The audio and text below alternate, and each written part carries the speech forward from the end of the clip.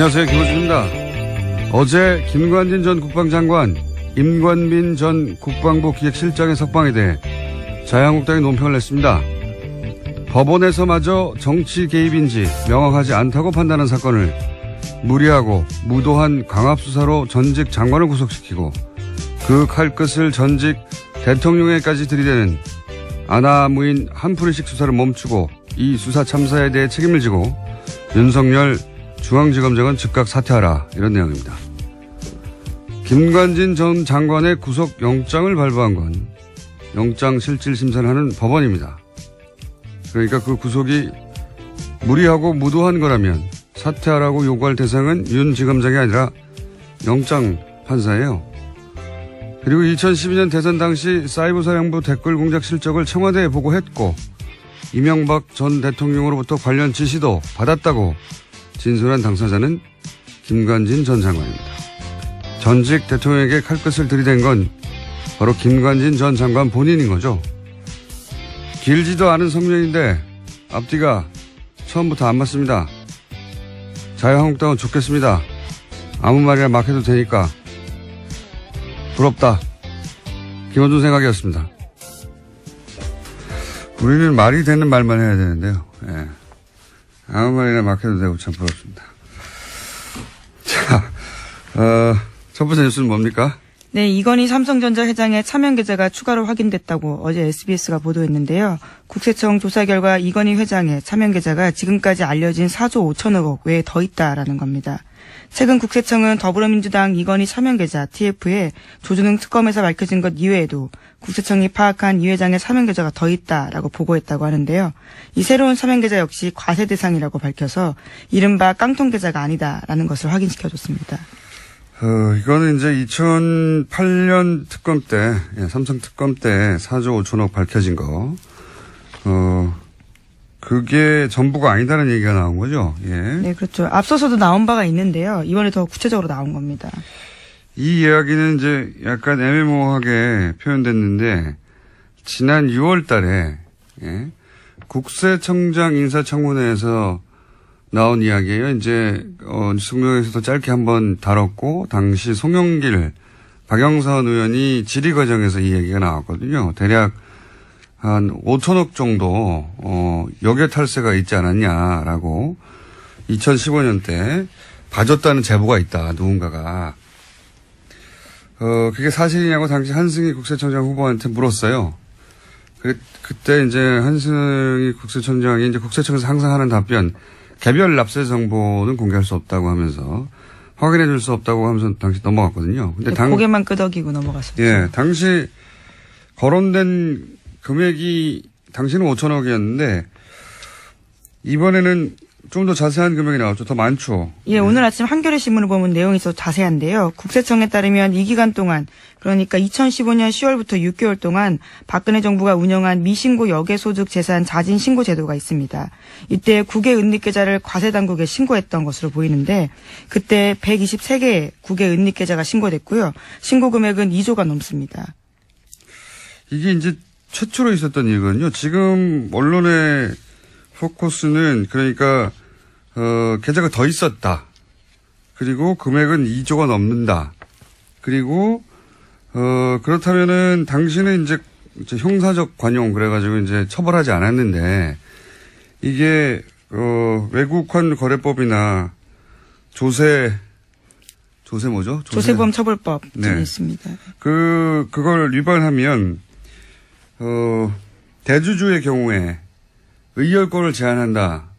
이런 규정이 있기 때문에 이건희 회장이 사실상 회장 자리가 박탈되는 거랑 마찬가지다. 이렇게 포커스가 맞춰져 있거든요. 네. 금융지배구조법이 현재 그렇게 되어 있다고 합니다. 그리고 세금을 더 내야 된다. 근데 그보다 훨씬 더 본질적인 건 제가 보기엔 그걸 놓치고 있어요. 제가 보기엔 그게 본질인데 뭐냐면 이렇게 2조가 넘는 금액이 여기에 탈세 지역에서 들어왔단 말이죠.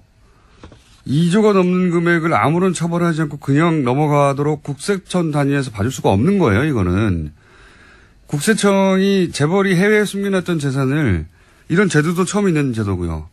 갑자기 단기간 운영해서 2조가 넘는 비자금을 합법화하는 길을 열어준 거잖아요. 이거 어떻게 국세청장 혼자 결정합니까? 이거는 2015년 10월이라는 기간을 주시해서 보자면 이게 이제 정유라를 지원하고 삼성이 그 대가로 받은 어떤 딜의 일부가 아니냐 이런 의혹을 따져봐야 하는 게 제가 보기엔 본질적인 겁니다. 네, 지난 국세청장 청문회에서도 박영선 의원이 그러한 취지의 질문들을 했었는데요. 일종의 빅딜이 이루어진 게 아니냐라는 겁니다. 그때는 이제 빅딜이라고 모호하게 얘기했는데 구체적으로는 그거죠. 이 시점에 있었던 그 박근혜 정부 하에서 삼성이 이런 혜택을 받을 이유가 뭐냐 이거예요. 예. 무슨 일이 있었길래 이런 혜택을 이전화되는 불법적인 자금을 합법화시켜줬잖아요. 네, 결국 승계 작업과 연관되어 있는 게 아니냐라는 의심을 하는 건데 2014년 5월 달에 이건희 회장이 사실상 쓰러졌거든요. 그러니까 숨져 있는 상태라고 보여지는데 그와 관련해서 2015년 10월 달에 정말 아주 한시적으로 이런 제도들이 있었습니다. 그러니까 요 제도를 통해서 이제 삼성이 2조가 넘는 금액을 합법하고 국내로 들여오고 아무런 처벌도 받지 않고 처음 있는 일입니다. 이걸 국세청장 혼자서 200억도 아니고 2조나 되는 돈인데 이런 길을 열어준 이유가 뭐냐? 네. 이건 국세청이 이런 걸 잡으라고 있는 데지, 이런 데를 봐주라고 있는 데가 아니에요. 굉장한 특혜이기 때문에, 이 특혜는, 어떤 딜의 결과 아니겠는가. 이거 검찰에서 따져볼 사안. 세금 더 많이 받고, 뭐 이건 또 다 중요한 얘기인데, 본질적으로는 왜 이런 특혜가 그 당시에 주어졌는가. 삼성에게. 예. 최초로. 그걸 따져봐야 된다. 이거 수사 대상이라고 봅니다, 저는. 예. 이걸 아무도 지적하지 않기에 제가 날카롭게 지적해놓고 이게 본질이다. 예. 자, 다음 뉴스는요. 네, 김관진 전 장관 등에 대한 석방이 계속해서 논란입니다. 관련해서 김관진 장관 시절에 합참의 군사전략서와 국방대학교의 보고서에 정부를 비판하는 사람을 종북으로 규정하는 문서가 나왔다고 어제 JTBC가 보도했습니다. 뿐만 아니라 군이 민간 사이버 요원을 활용해서 대응해야 한다라는 내용도 나와 있는데요. 본문에 보면 국내 북한 동조 세력이 30에서 50만 명 정도 된다라고 집계했고요. 잠재적 종북 세력이 300만 명이라면서 4대강 사업이나 반값 등록금 등 이명박 정부의 정책에 반대하는 움직임에 북한의 개입이 있다라고 주장하고 있습니다. 4대강 사업 반값 등록금. 예. 그거 반값 등록금을 주장하거나 4대강 사업을 반대하면 북한 정북이라는 거 아닙니까? 네. 예, 그래서 군이 사이버전 대응 능력을 강화해야 된다. 그러니까 댓글을 달아야 된다라는 취지의 논리로 이어지는데요. 그러니까 사이버 사령부는 이제 대북 활동을 했다라고 하는 논리를 만들다 보니까 이렇게 논리가 연결된 거잖아요. 4대강 사업을 반대하는 게 북한의 동조하고 종북이라는 논리로 사이버 사령부는 대북 활동을 했다고 주장하는 거 아닙니까? 말도 안 되는 소리죠. 예. 네, 김관진 전 장관 시절에 일어났던 일이라고 합니다. 네, 이제 석방이 됐고요. 네. 네, 관련 문건은 김종대 정의당 의원이 확보했다라고 하는데요. 어제 JTBC가 보도했습니다. 알겠습니다. 자, 이게 정치 개입이 아니면 뭡니까? 네. 자, 다음 뉴스는요. 네, 법원이 전병헌 전 수석의 구속영장 청구서에 발부란 있는데요. 거기에 도장을 찍었다가 지웠다라는 흔적이 있다고 한국일보가 보도했습니다. 그러니까 발부란에 수정 테이프, 일명 화이트로 지운 흔적이 남아있고 기각란에 도장이 찍혀 있다라는 건데요. 이에 대해서 서울중앙지법 관계자의 해명이 있습니다. 확인이 어렵다면서 여러 영장 청구서에 도장을 찍다가 헷갈려서 화이트로 고치는 경우도 있지만 전국적으로 발부 또는 기각된 게 중요하다라는 겁니다. 아니죠. 여기서는 발부했다가 지웠다는 게 훨씬 중요한 거죠. 네, 물론 기사에 따른 해명은 그렇습니다. 제가 어제 전병헌 전 수석 같은 경우에는 MB가 살렸다라고 표현했는데 처음에는 구속영장을 찍었다가 김관진 실장 석방 이러면서 형평을 맞추려고 기각으로 한 거예요. 어차피 재청구하면 발부하려고 그런 계산이라고 봅니다.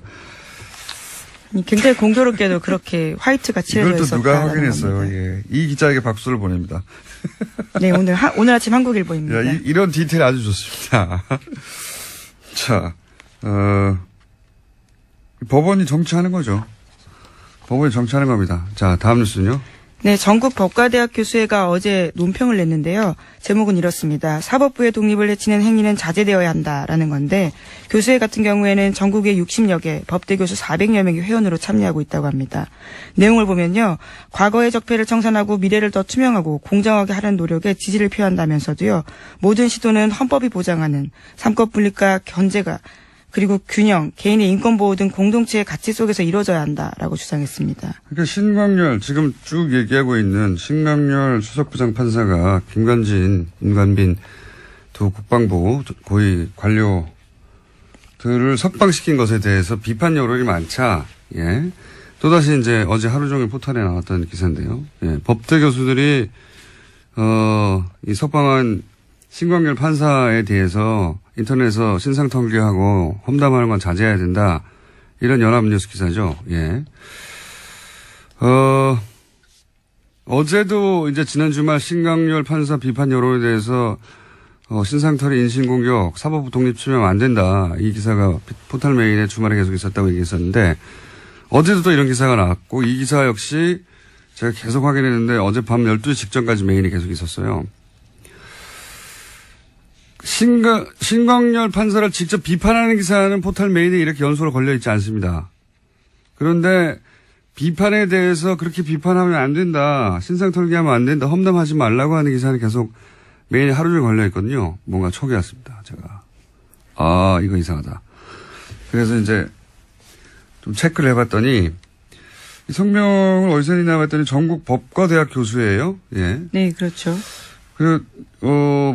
400명이 회원으로 참여한다고 하는데 보통 이런 성명을 내면 성명서에 누가 참여했는지 이름이 기재됩니다. 참여 교수들. 없어요? 이상한데? 이 기사가 계속 걸려있는 것도 이상해서. 그래서 연역을 찾아봤더니 이명박 정부 출범 첫 해에 3월에 창립한 사단법인인데 현재 홈페이지는 작년 11월이 첫 게시물입니다. 공지 게시물 합쳐서 총 6개 있고요. 그러니까 홈페이지는 텅 빈 수준이라고 보시면 됩니다. 그동안 활동한 게 뭔가 확인해봤더니 확인되는 거는 원전 공론화위원회는 법적 근거가 없다. 네, 정부를 비판하는 내용. 그거 거의 하나밖에 없어요. 그리고 회원수 400명이라는데 명단을 공개되지 않고 활동이 거의 없어요. 그래서 그래? 그럼 회장이 누구야? 찾아봤더니 국민대의 이모 교수인데 이 사단법의 주소지가 국민대학교 법과대학의 법학관의 몇 호. 아마도 이 교수님의 개인 연구실로 추정이 되는 겁니다. 예, 그래서 거의 이 교수님 1인이 주도하는 단체로 보여서 그럼 이 교수님 개인 활동을 확인해 봤습니다. 과거 자유주의연대라고 예, 뉴라이트 재단하고 통합된 뉴라이트 계열이에요. 예. 그리고 이분이 2007년 대선 한 달 전에 뉴라이트 재단, 뉴라이트 싱크넷, 자유주의연대 등등 뉴라이트 지식인 100인이 시국선언을 했어요. 무슨 시국선언을 했냐면 이제 이해찬 총재 대선 후보 사퇴하라고. 예.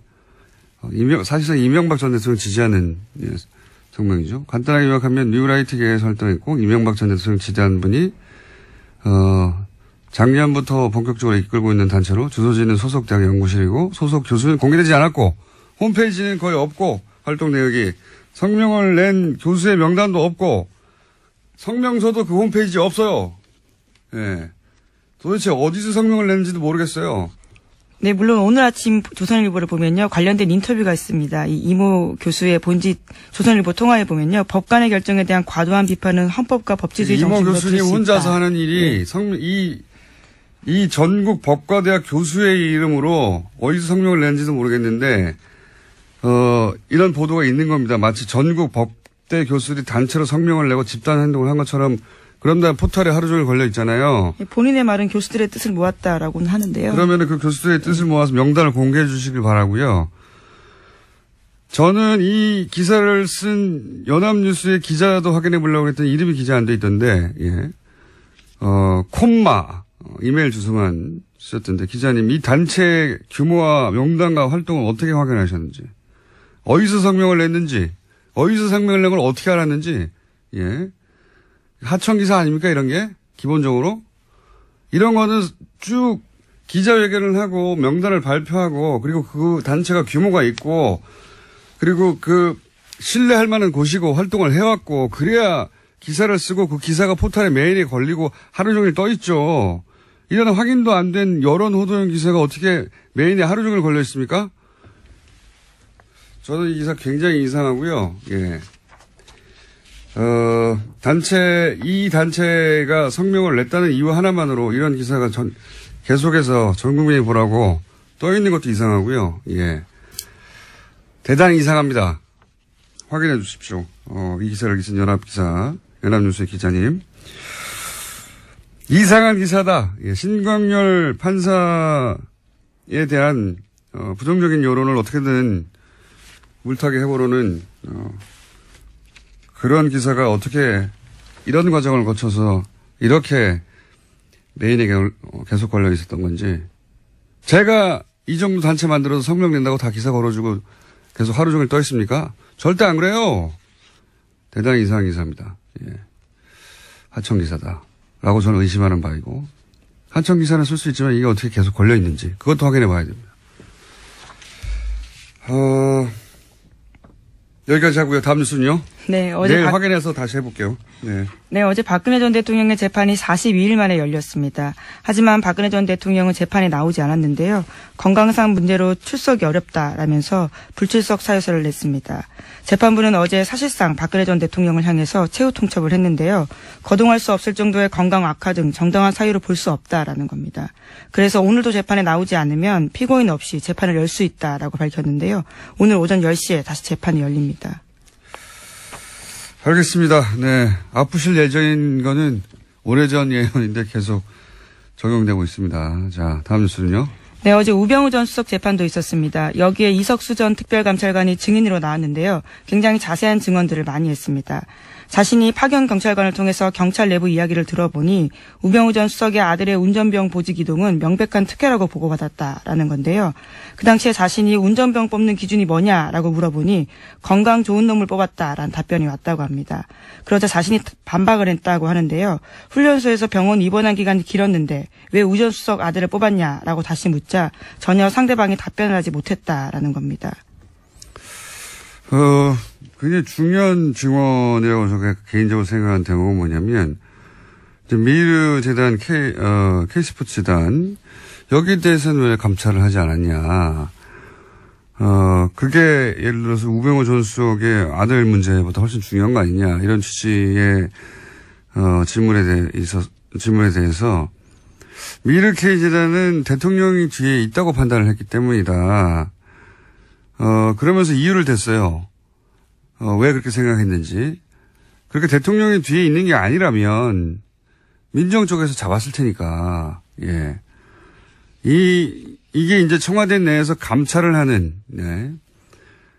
특별감찰관의 시선에도 그렇게 보였다는 것이고, 민정이 하는 일이 그런 일이란 말이죠. 그러니까 안종범 수석 단위에서 벌어진 일이다, 이게.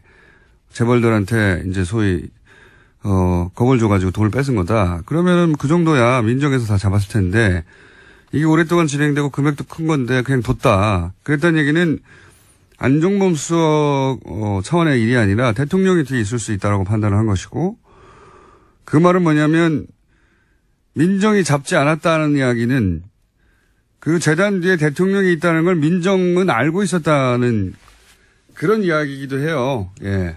여기서 이제 우병우 전 수석은 계속해서 이 재단들 뒤에 대통령이 있거나 최순실이 있다는 걸 몰랐다고 주장하고 있잖아요. 네, 계속해서 모든 걸 부인하고 있습니다. 어제 이석수 전 특별감찰관이 했던 내용 중에 이제 복선을 깔고 있는 굉장히 중요한 대목은 저는 이거라고 봅니다. 네. 우병우 전 수석은 당연히 알만한 위치에 있었고, 당연히 대통령이 그 뒤에 있다는 걸 알고도, 예, 그냥 뒀다. 라고 얘기한 거죠. 예, 그 외에 뭐, 아들 특혜나, 뭐 이런 문제는 마이너한 문제라고 봅니다, 저는. 예, 특혜 있었겠죠. 예. 본인도 이제 청탁받은 사람까지 확인했는데 누군지 말하지 않았다는 거잖아요. 예, 특혜는 맞는데. 그리고 이런 얘기도 했죠. 그 감찰 조사를 하려고 했더니 이제 답변서에 불법 감찰하면 형사처벌 대상된다라고 우병우 전 수석이 답장을 보냈다죠. 질문에 대한 답은 안 하고. 그러니까, 까불면 네가 갑방 간다? 이런 협박인 거죠. 예. 우병우 전 수석의 힘이 그 정도였다. 실제로 전화를 걸어서 언론에 문제 제기해도 다음 주면 조용해질 텐데 왜 성급하게 감찰하냐 이렇게 항의한 바도 있다고 합니다. 우병우 전 수석은 모든 거를 자기 힘으로 다 무마할 수 있다고 생각했던 그런 위치에 있었기 때문에 이렇게 대응했겠죠. 네, 그래서 국정원을 통해서 이석수전 감찰관을 불법 사찰한 혐의도 받고 있는데요. 이와 관련해서는 우 전 수석은 내일 피의자 신분으로 검찰에 출석합니다. 자, 우병우 전 수석은 뭐 계속해서 얘기하지만 거의 기각되지 않는 통신영장도 두 번 연속 기각되는 초유에 이건 그냥 수사하지 말라는 거거든요. 우병우 전 수석은 법원에서도 누군가 봐주고 있는데 누군가 봐준다에 누군가도 중요하지만 왜 봐주냐가 더 중요하죠. 왜 특별히 우병우 전 수석은 이런 이상한 일들이 일어날까. 예. 뭔가 알고 있는 거죠. 자, 시간이 거의 다 돼가네요. 제목 확인만 하죠. 예. 네, 자유한국당의 김재원 의원도 검찰에 비공개 소환됐습니다. 박근혜 정부 당시 국정원으로부터 특수활동비 5억 원 받아서요. 청와대의 비밀 여론조사 대금 치른 의혹 때문입니다. 그렇군요. 네, 이분은 하지만 참 연루된 게 많죠. 최경환 의원은 여전히 수사에 불응하고 있습니다. 자, 다음 뉴스는요. 네, 정유아 씨 집에 침입한 강도에 대해서요. 어제 영장이 나왔습니다. 구속됐는데요. 법원은 도망갈 염려가 있다면서 이 씨에 대해서 구속영장 발부했습니다. 구속영장 발부. 저는 이 사건을 보면서 생각났던 게 카타칼 사건 있죠. 박근혜 전 대통령의 턱 밑에 예. 네, 의원 시절이죠. 아주 옛날입니다. 의원 시절에 네. 2000 몇 년이었나요? 7년인가요? 5년 이 정도 아마 중반 정도였던 것 같은데요. 네. 갑자기 저는 그 색깔이 오버랩 됐어요. 예. 그 오버랩 됐던 이유는 나중에 한번 설명하고요. 오늘 여기까지 하겠습니다. 시사인의 김은지였습니다. 감사합니다. 한진 전 국방장관, 임관빈 전 국방부 정책실장. 두 사람의 석방에 대해서 말들이 많고 비판 여론 많죠. 네. 지난주로 끝내려고 했는데 두 분이 석방이 되는 바람에 다시 나오셨습니다. 군 사이버사령부 530 심리전단 김기현 전 부이사관님, 다금바리 일명. 안녕하십니까? 네, 안녕하십니까? 네. 그리고 KBS가 파업을 하는 바람에 이렇게 여러 방송국을 떠돌고 있는 부유하는 이재석 기자 나오셨습니다. 네, 안녕하세요. 네, KBS. 우선 김기현 선생님. 네. 석방될 줄 모르셨죠? 몰랐죠. 예. 구속영장이 발부가 됐는데 갑자기 두 사람 다 석방되고 이런 건 뭐 전례가 없는 일이거든요. 예. 깜짝 놀라셨죠? 저는 신문을 보고 알았습니다. 뉴스를 보고 알았습니다. 예, 모두가 뉴스를 보고 알았습니다만. 네. 예. 여기 대해서 혹시 이재석 기자님은 요즘 뭐 할 일 없으시고. 네. 그러니까, 날마다 파업 집회를 하고 있습니다. 예. 네. 예. 마이크를 좀 당겨 주십시오. 예, 예. 네. 혹시 취재 좀 해보셨어요? 법조계 전반이나. 그러니까 뭐 제가 알고 있는 그 법조계에 지금 종사하고 있는 취재원들에게 물어봐도 예, 한결같아요. 답은. 예. 그러니까 말이 안 되니까요. 예. 예. 아예 이제 처음부터 불구속이었으면 모를까. 이제 구속이 됐다가 이렇게 또 되는 경우니까. 두 사람 다 게다가. 예. 이건 말도 안 되는 대단히 이례적이라는 표현도 부족해요. 이런 경우 있습니까? 상상해 보세요. 기억에 아무리 떠올려봐도 이런 주요한 사건에 주요한 장과 실장이 구속됐다가 구속 적부심 통해 가지고 다시 풀려나는 경우는 아무리 생각해도 없습니다. 처음 있는 일이고요. 자, 그런데 여기서 이제 쟁점이 되는 것 중에 하나가 모신 이유가 이겁니다. 다금바리 선생님. 네. 쟁점이 되는 이유 중에 하나가 이겁니다. 쟁점이 되는 사안이. 거기 이제 보고서에 칸에 네.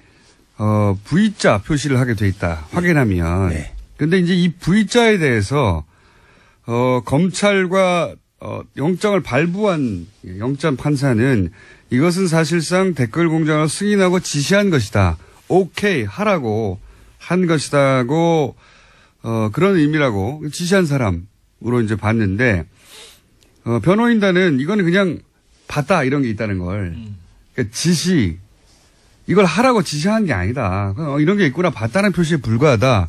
의미를 축소했어요.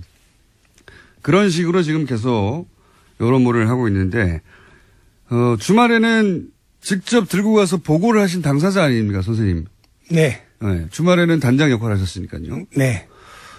그러니까 이 V자의 의미가 뭔지를 그 현장에서 직접 겪으신 분이 아닙니까? 이 V자의 의미가 그냥 봤어 하고 쑥쑥 넘어가는 겁니까? 의미가 뭡니까? 저희가 공직생활하는 경험으로 봐서 예. 내용의 V자를 표시한 것은 네. 그게 관전 포인트에서 내가 관심을 가지고 있다는 것을 의미한 거이고 예. 관심을 가지고 있다. 예. 매일 예. 이루어진 예. 후속 결과 보고를 가지고 예. 매일 보고를 했을 때는 예.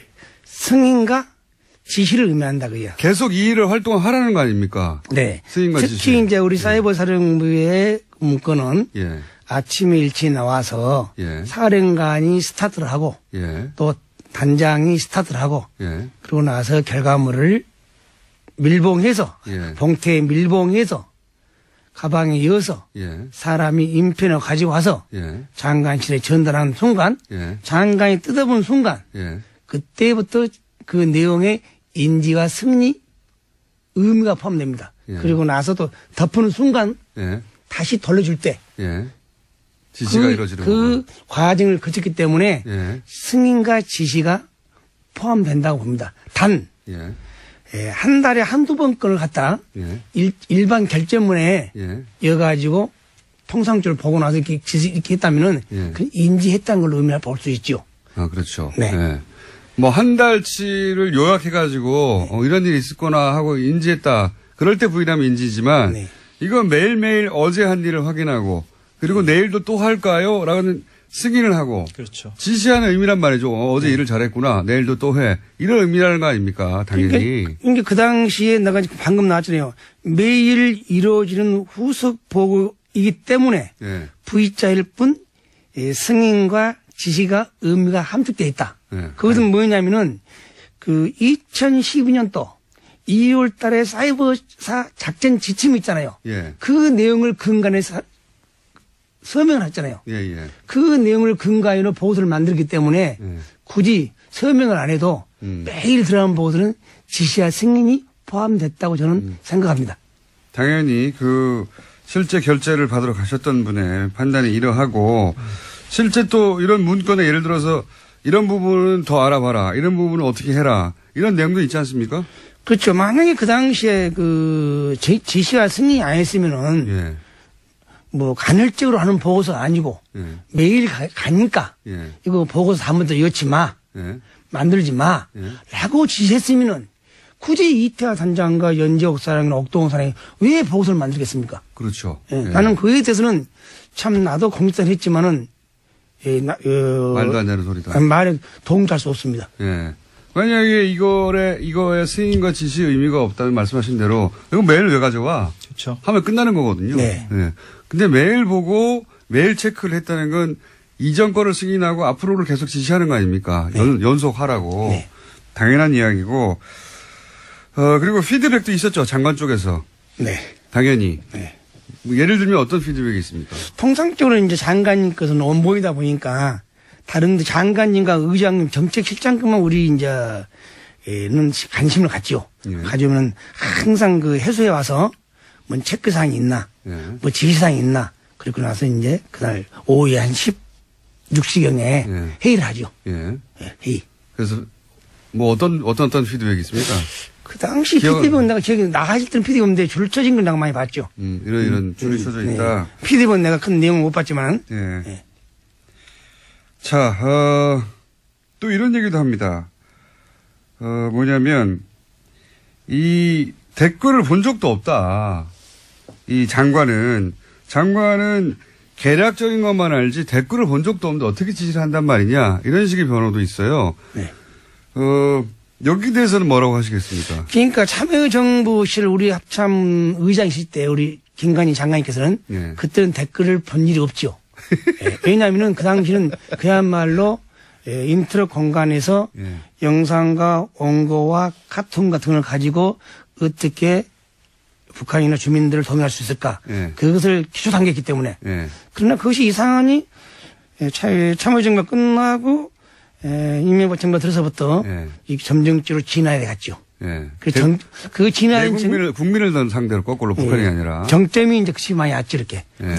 그러니까 이것이 뭐 이태하 단장이 책임있다, 연재고기가 책임있다는 걸 떠나서 그 당시 초대 2대 3대 장관님들, 초대 2대 3대 의장님들, 초대 2대 3대 정책 실장님들 명백히 말씀을 하고 피력했으면 좋겠어요. 그래야 일이 빨리 끝나지 내 책임 아니다, 네 책임 아니다 한다는 것은 우리가 오히려 우리 국방 안보를 약화시킬 우리가 있다고 저는 봅니다. 제가 이제 질문의 요지는 이제 어떤 거냐면, 김관진 전 장관 쪽에서 댓글을 내가 직접 그 내용을 본 적도 없다. 몇천 개가 되는데, 몇천 개의 댓글을 직접 본 적이 없겠죠, 당연히. 근데 이걸로 이제 자기는 개략적인 현황만 보고받고 그냥 봤다는 의미로 체크를 했을 뿐 구체적으로 지시하지 않았다. 연장선상에 하는 말이거든요. 근데 이제 보고 내용이 뭐였냐가 이제 중요하잖아요. 그렇죠. 그럼요. A4 한 장짜리 그 보고 내용이 무엇이었느냐. 예. 예. 어떤 내용을 보고하는 겁니까? 그 댓글 뭐 수천 개를 내용을 쓰진 않을 테고. 그렇게 쓸 수가 없죠. 장관에게 그렇죠. 보고서가 올라가는데 그 보고서 안에 댓글이 쭉 열거될 수는 없는 것이고요. 그러니까요. 예. 이 해명은 그러니까 포인트를 벗어난 거고요.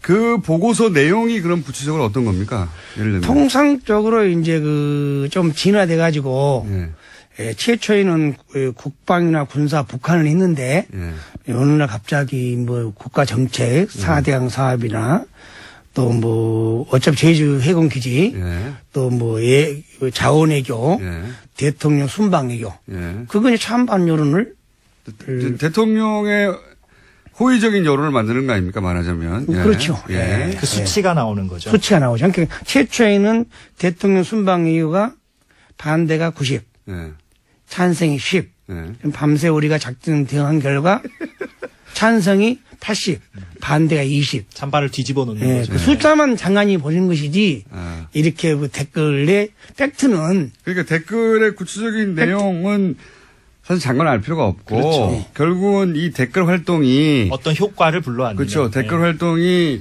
대통령한테 비판적인 어떤 여론이 있었는데 그거를 사이버 사령부가 작업을 해가지고 바꿔놨다. 그런 결과를 보고하는 거잖아요. 그러니까 장관은 댓글 내용 하나하나 봤다 안 봤다가 중요한 게 아니라 그렇죠. 그 댓글이 결국 목적하는 바가 뭐였냐. 그렇죠. 그 국내 정치에 개입해서 여론을 호도하려는 거였다는 건 명백히 알고 있었다는 거 아닙니까? 그렇게 찬반이 뒤집어졌다.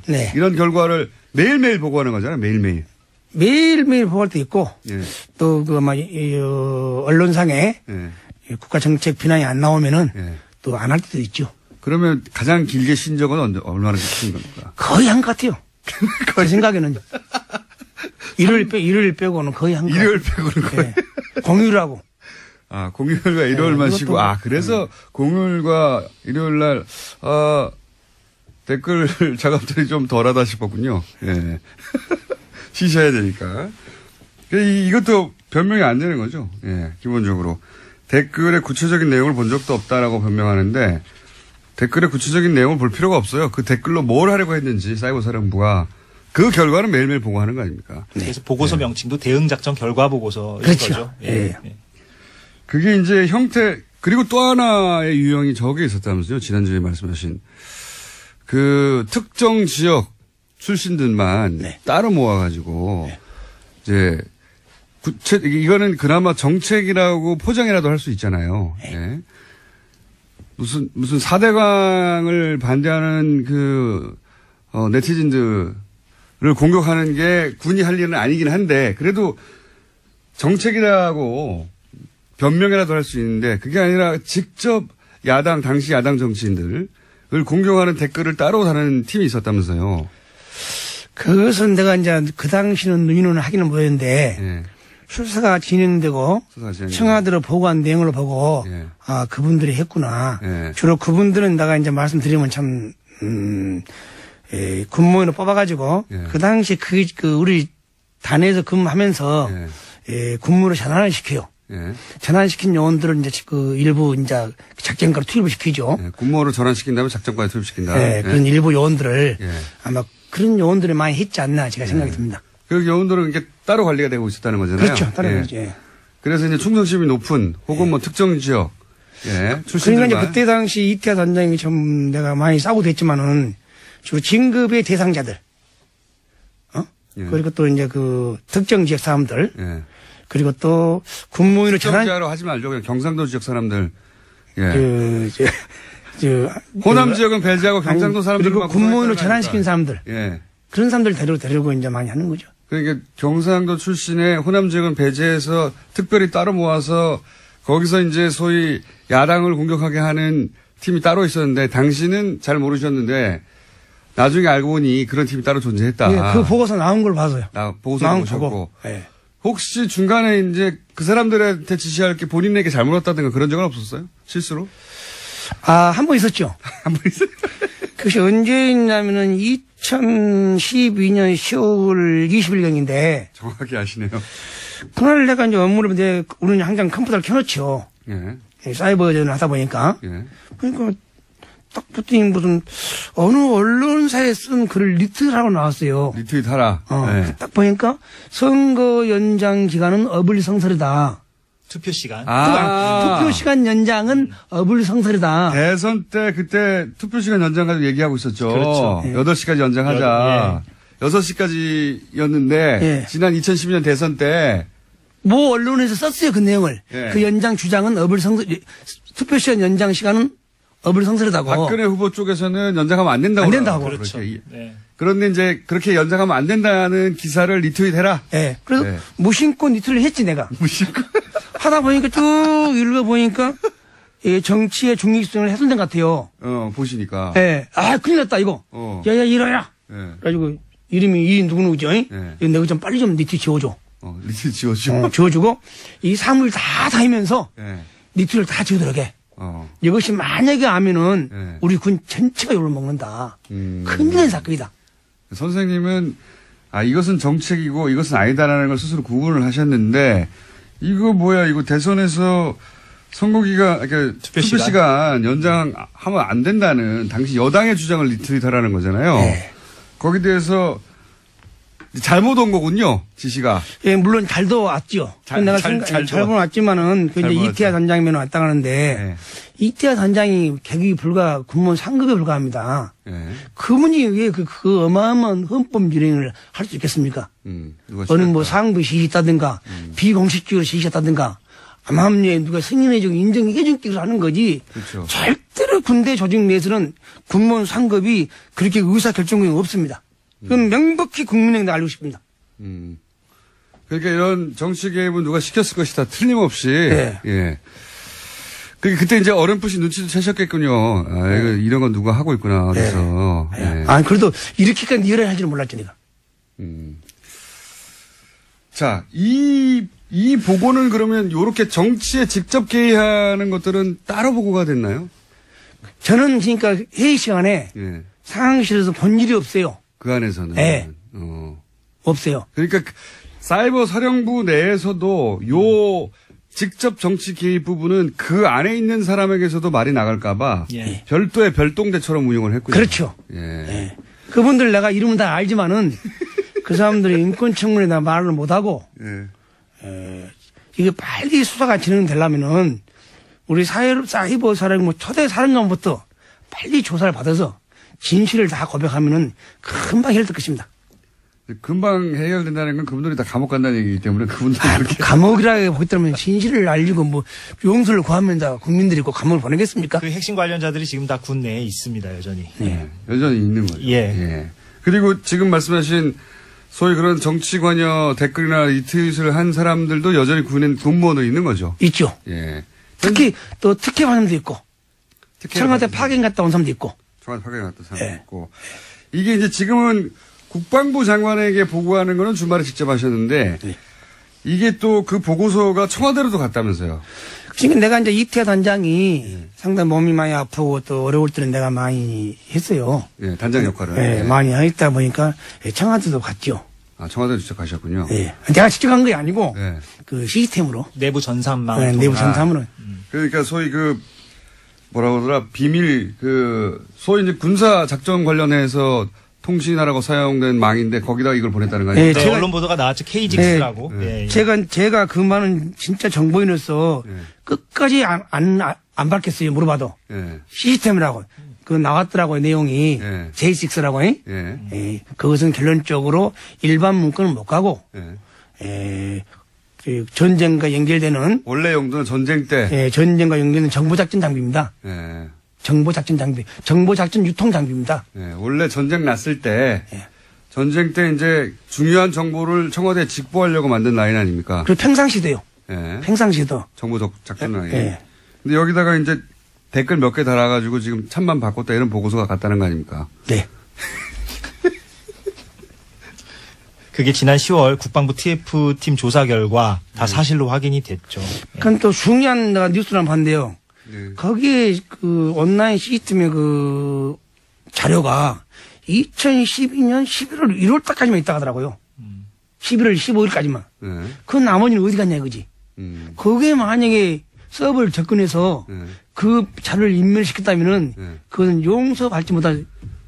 그러니까 그 기간에 계속 활동을 한 거죠, 당연히. 했죠. 근데 이게 없다는 거 아닙니까? 아니, 신문에 보니까 없다 하더라고요, 보니까. 네, 지운 거죠. 그 적폐청산에서 국방부 적폐청산에서 보니까 발표한 거 보니까 11월, 10월부터는 없다고 나오더라고요. 일부만 발견됐죠. 네. 그때가 더 극심했겠죠. 선거가 얼마 안 남았는데 이제. 네. 그러니까 그때 이제 극심한다는 것은 그 사무실 내에서는 할 수가 없어요. 네. 사무실 내에서는 제한된 인원만 할 수 있습니다. 그리고 나머지 다 집에 가자는 거죠. 이건 어떻게 생각하십니까? 직접 물론 정치에 직접 개입하는 댓글을 다시지는 않으셨지만. 네.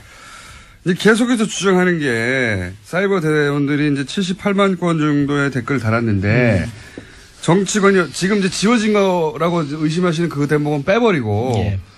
남아있는 것 중에 정치 관여 댓글은 대략 1%밖에 안 된다. 네. 아, 이거 하루에 10건도 안 되는데 이거 가지고 왜 문제를 삼느냐. 네. 사람 구속시키냐. 네. 이런 참군인 더군다나 김관진을 이렇게 이제 계속 논리를 펴잖아요. 네. 직접 일을 하신 분으로서 물론 이건 은폐되거나 삭제되거나 사라진 댓글은 빼고 얘기하는 겁니다. 남아있는 것만 가지고 따졌을 때 1%밖에 안 된다. 네. 여기 대해서 뭐라고 하시겠어요? 1%지만은 그 당시에 내가 이제 주장한 것이 댓글 다는 자체는 정치 관여다가 매일 강조를 한 거죠. 그 우리 사이버 심지어는 그런 이렇게 한 게 아니고 영상 원고 튀어 카툰을 만들어서 상대편에 알린 거지. 북한 주민한테. 북한군과 북한 주민한테. 근데 그거 뭐 언론에서 70만 몇만 건 중에서 뭐 8천 건이나 한데 그러면 8천 건은 이건 우리 국민만 보고 그 나머지는 북한 주민과 북한 군인이 봤냐 이거지. 맞지가 않아요, 그것이. 그러니까 이게 78만 건 전체가 북한 주민을 상대로 혹은 북한 군을 상대로 사이버 심리전 하라고 하는 건데 이거 전부 다 내국인을 상대로 한 거 아니냐. 그렇죠. 예. 그리고 더 나가서 거기 또 한마디 있더라고요. 북한군의 선전선정에 대비하여서 북한군의 선전선정 대비하는 사이트가 따로 있어요. 제한되어 있습니다. 거기는 단방에다 보니까 우리가 댓글을 못 달아요. 만약에 북한군이 댓글을 단다 하면은 북한군 친북 국가나 중국 등등 가서 인터넷을 닿으면 모르지. 그 인터넷 닿으면은 그걸 차단시키는 것이 우리 목적이지 그 댓글 달는 것이 우리 목적이 아니죠. 그러니까 이제 실제 북한 쪽에서 무슨 댓글을 제3국에 단다거나 북한이 한국을 상대로 한 여론조를 한다면 거기 가서 댓글을 달거나 그 IP가 국내에 침투하지 못하도록 해야 되는 거지. 네. 자국민을 상대로 해가지고 지금 무슨 4대강 홍보하고 이게 무슨 사이버 사령부가 할 일이냐 그 자체로 이런 말씀이신 거고 아주 명쾌합니다. 그러니까 거기서 8,800건도 이제 팩트상으로도 이제 좀 맞지 않는 게 이제 최근 그 국방부 TF팀 조사 결과 자체적으로 매체를 만들어서 운영했다. 그리고 정치인들을 상대로 한 희화화 그림이 또 새롭게 추가 발견됐고 그러니까 최근에도 추가로 수집되고 발견된 증거들이 더 있거든요. 그런데 이 8천여 건 얘기하는 거는 지난번 그러니까 몇 년 전 수치를 가지고 그러니까 얘기를 하는 그건 거죠. 아무 의미 없고요. 내가 그 한 팩트를 빼겠습니다. 심리전은 아측이 아닌 우리가 아닌 다른 국가나 북을 상대로 하는 거다. 다른 국가나 기타 국가나 집단 개인 등을 대상으로 바른정당 하태경 넘버2 항상 넘버2는 최고위원 나오셨습니다. 아 근데 요즘 뭐 우리 정당보다 바른정당보다 더 뜨거운 정당이 있어가지고 열심히 요즘 불구경하고 있습니다. 남의 집에 불났기 때문에, 그죠? 예. 거의 화산 마그마 폭발할 것 같은 뭐 그런 상황이더라고요. 그거를 이제 바른정당은 약 한 달 전쯤에 겪었고, 예. 우리는 굉장히 쿨하게 정도가 아니라 콜드하게. 그냥 뭐, 매너 있게 나갈 사람 나가라. 예. 그렇게 정리를 했죠. 바른정당도 어떻게든 안 나가게 해보려고 바둥바둥 하긴 했는데 그게 안 통한 거죠. 예. 사실 그렇게 했었어야 됐어요. 예. 근데 당시 유승민 대표 워딩 보세요. 나갈 사람 나가라. 나갈 사람 나가라. 그것 때문에 또 욕 엄청 먹었어. 나갈 마음이 있더라도 잡아야지. 어차피 막아도 소용없다고 생각하니까. 유 대표가 이제 그거를 나쁘게 보면 까칠하다 그러고, 네. 좋게 보면 단호하다 그러고, 네. 이게 뭐 아무튼 상대적인 것 같습니다. 까칠하다고 표현할 수도 있지만, 뭐랄까요, 부침성이 없다. 그렇진 않아요. 부침성은 없진 않아요. 그러니까 보통 이제 부침성이 없다 그러면은 연상되는 게 술을 잘 못하고, 네. 뭐 옛날로 치면 담배도 맛담배도 잘 안 피고. 오늘도 마이크를 귀에 거시는데, 예. 근데 유승민 대표가 술, 담배를 너무 잘해요. 그거하고 부침성하고 무슨 상관입니까? 그러니까 이제 예. 폭탄주를 마신다든지 술자리에서 노는 거 보면 알잖아. 보통 부침성이 없는 사람 술자리에 친구가 없고 이 양반 이 좌석 저 좌석 돌아다니면서 계속 원샷. 그건 그냥 술을 좋아하는 거 아닙니까?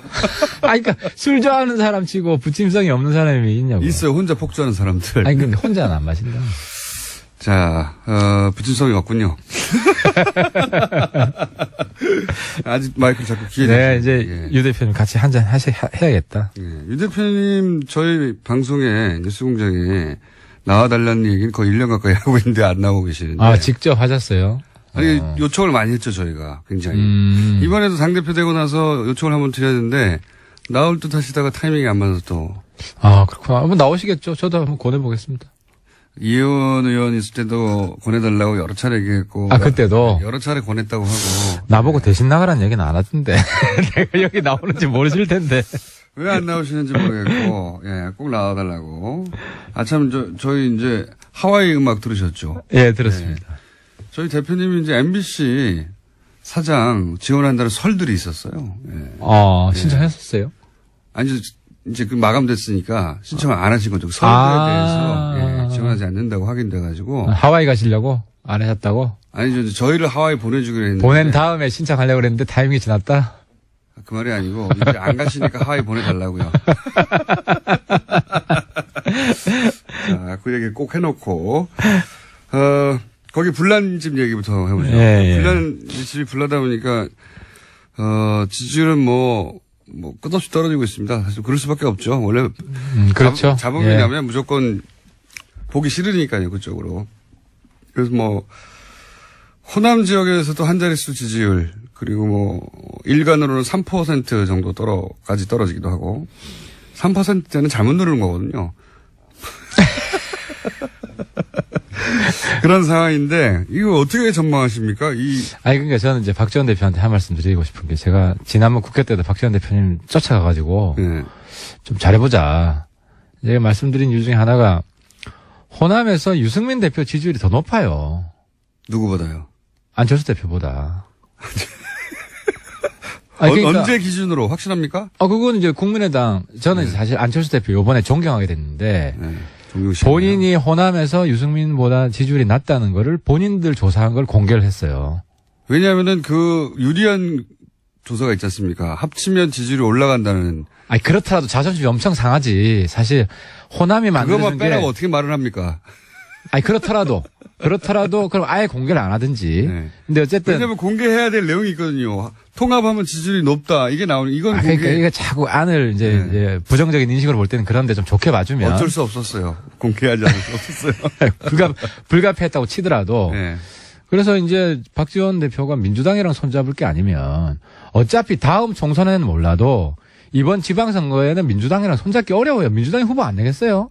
아니, 박지원 대표님 호남 전남 지사 나오신다면서요? 공식 선언은 하지 않았지만, 그런 분위기는. 그렇죠. 본인도 뭐 부인하지 않았고. 그러면 민주당이 후보 안 낼 수가 없어요. 그러면은 누구랑 손잡을 거냐. 그래서 본인도 그렇기 때문에 선거연대 하자는 것은 반대 안 한다. 네. 이 말씀 하셨잖아요. 네. 근데 호남에서 민주당 빼고 문재인 대통령 빼고 지지율 제일 많이 나오는 게 유승민인 거 이번에 입증이 됐잖아요. 계속 얘기해 보시죠. 그러니까. 그래서 제가 이제 지난번 국회 때도 바른정당하고 선거연대만 합시다. 이야기를 내가 신신당부를 했어요. 그러니까 이제 박지원 대표님 그 다음날 또 우리 보고 뭐 한국당이랑 합당한다고. 아니 근데 지난주 얘기하시니까 지난주로 되돌아가 보면 그때 끝장 토론이 있는 당일날 오전 아침에 저희가 이 시간대 방송을 했지 않습니까? 끝장 토론 때 안철수 대표가 통합 얘기는 안 하고 선거 얘기만 할 거라고 전망하셨고 저는 통합 얘기 할 거라고 했는데 안 대표는 통합 얘기를 하죠. 근데 우리가 그러니까 안 대표도 통합 얘기는 안 하실 거라고 전망하셨어요 그때는.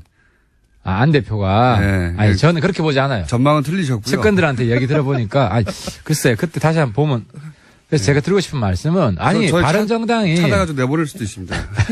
바른정당이 한국당과 통합을 왜 합니까? 당대당 한국당은 제가 여러 번 말씀드렸지만 한국당이 보수면 파리가 세다.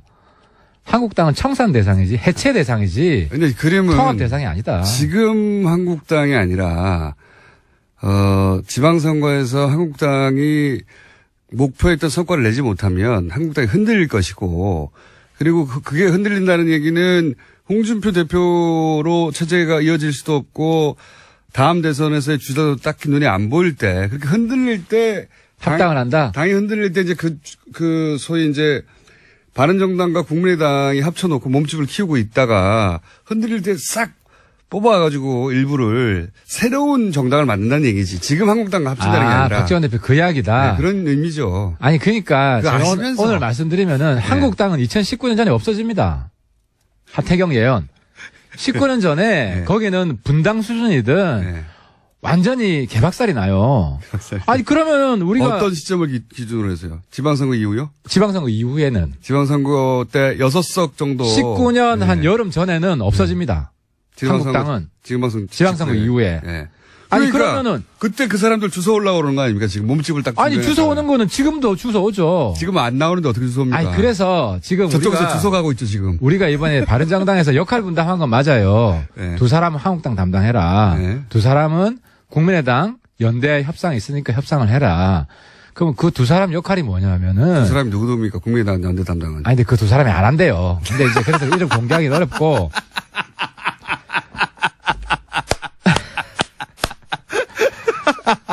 그러니까 이제 우리가 역할 부여하려고 했던 거는 역할 분담을 하려고 했는데 두 사람이 안 한다고 그랬어요?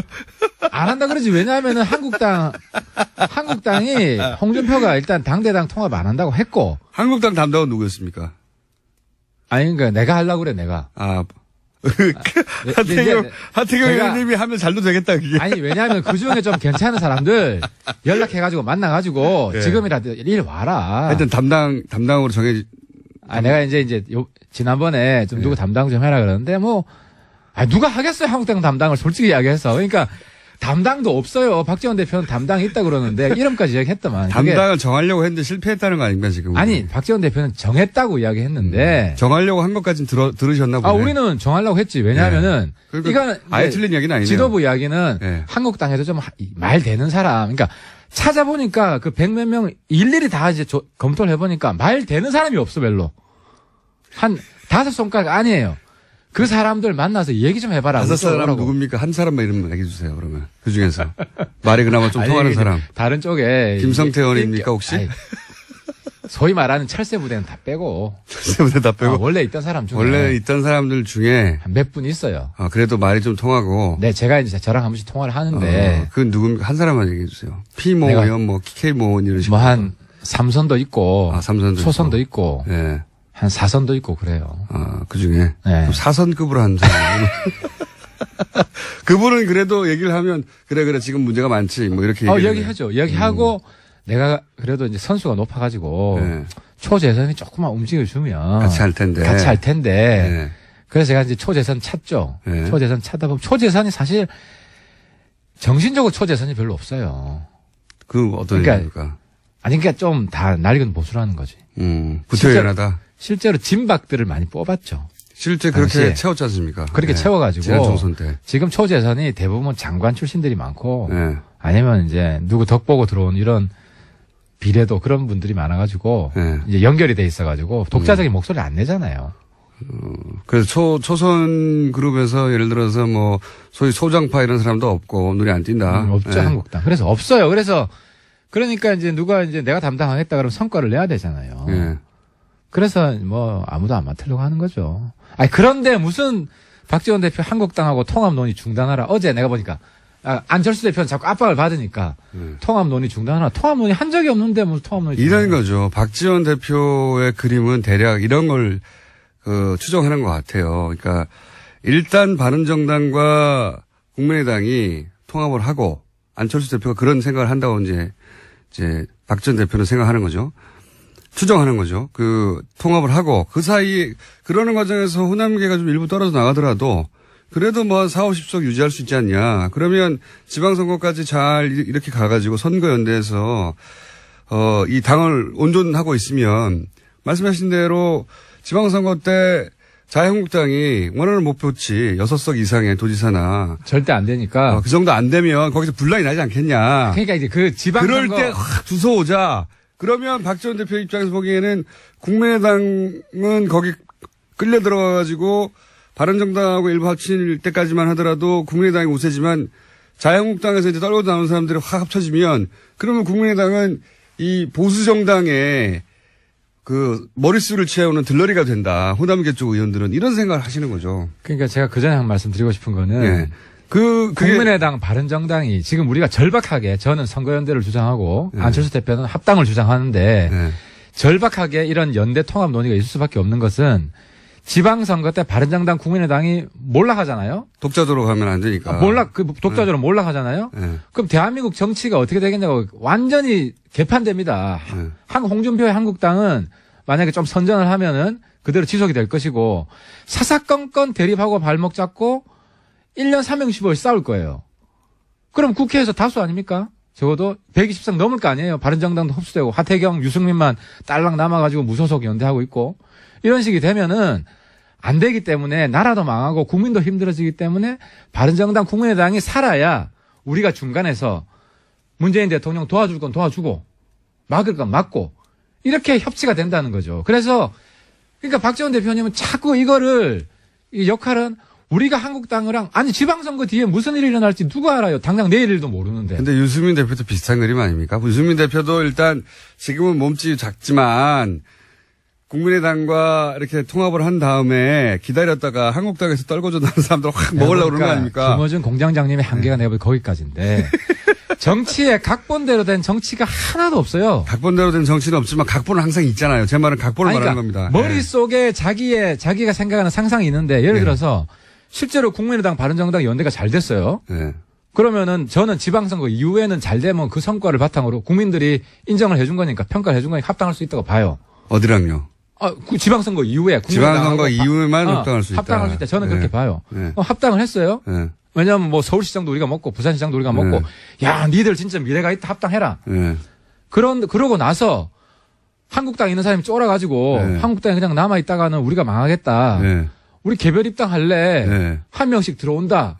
하면은 거기서 건강하고 그나마 이런 사람도 우리가 안 받을 이유가 뭐가 있습니까? 그러니까요. 그런데 그런 이야기를 지금 해봐야 뭔 소용이 있냐고. 소용은 없지만 그런 그림이 머릿속에 있지 않습니까? 아니 그럼 그런 꿈도 없이 우리가 정치를 왜 해요? 그러니까, 다음에 재집권을 해야 되고. 그러니까 각본이 있는 거 맞잖아요. 우리 바른정당은 평생 10년 20년 소수 교섭단체도 아닌 야당 하시라 이 말씀이에요? 그건 서운하지. 그러니까 각본이 있잖아요. 그러니까 재집권의 각본이 당연히 있는 것이고 그렇죠. 우리는 집권을 목표로 하는 것이고 우리는 그 정도가 아니라 제1당이 되고 민주당을 뛰어넘는 그런 야심찬 목표를 우리는 가지면 안 되냐고요. 그러니까 가져도 되는데. 그러니까 그게 뭐가 문제냐고. 그런 이 각본이 있는데 그러니까 각본이 문제는 한국당 적폐들과 적폐들을 통째로 받아들이는 그런 일을 말하는 게 아니고 그런 일은 절대로 없지. 그런 일은 아무도 예상하지 않아요. 아니 그럼 우리가 마이너스고 우리가 플러스 될 일을 하죠.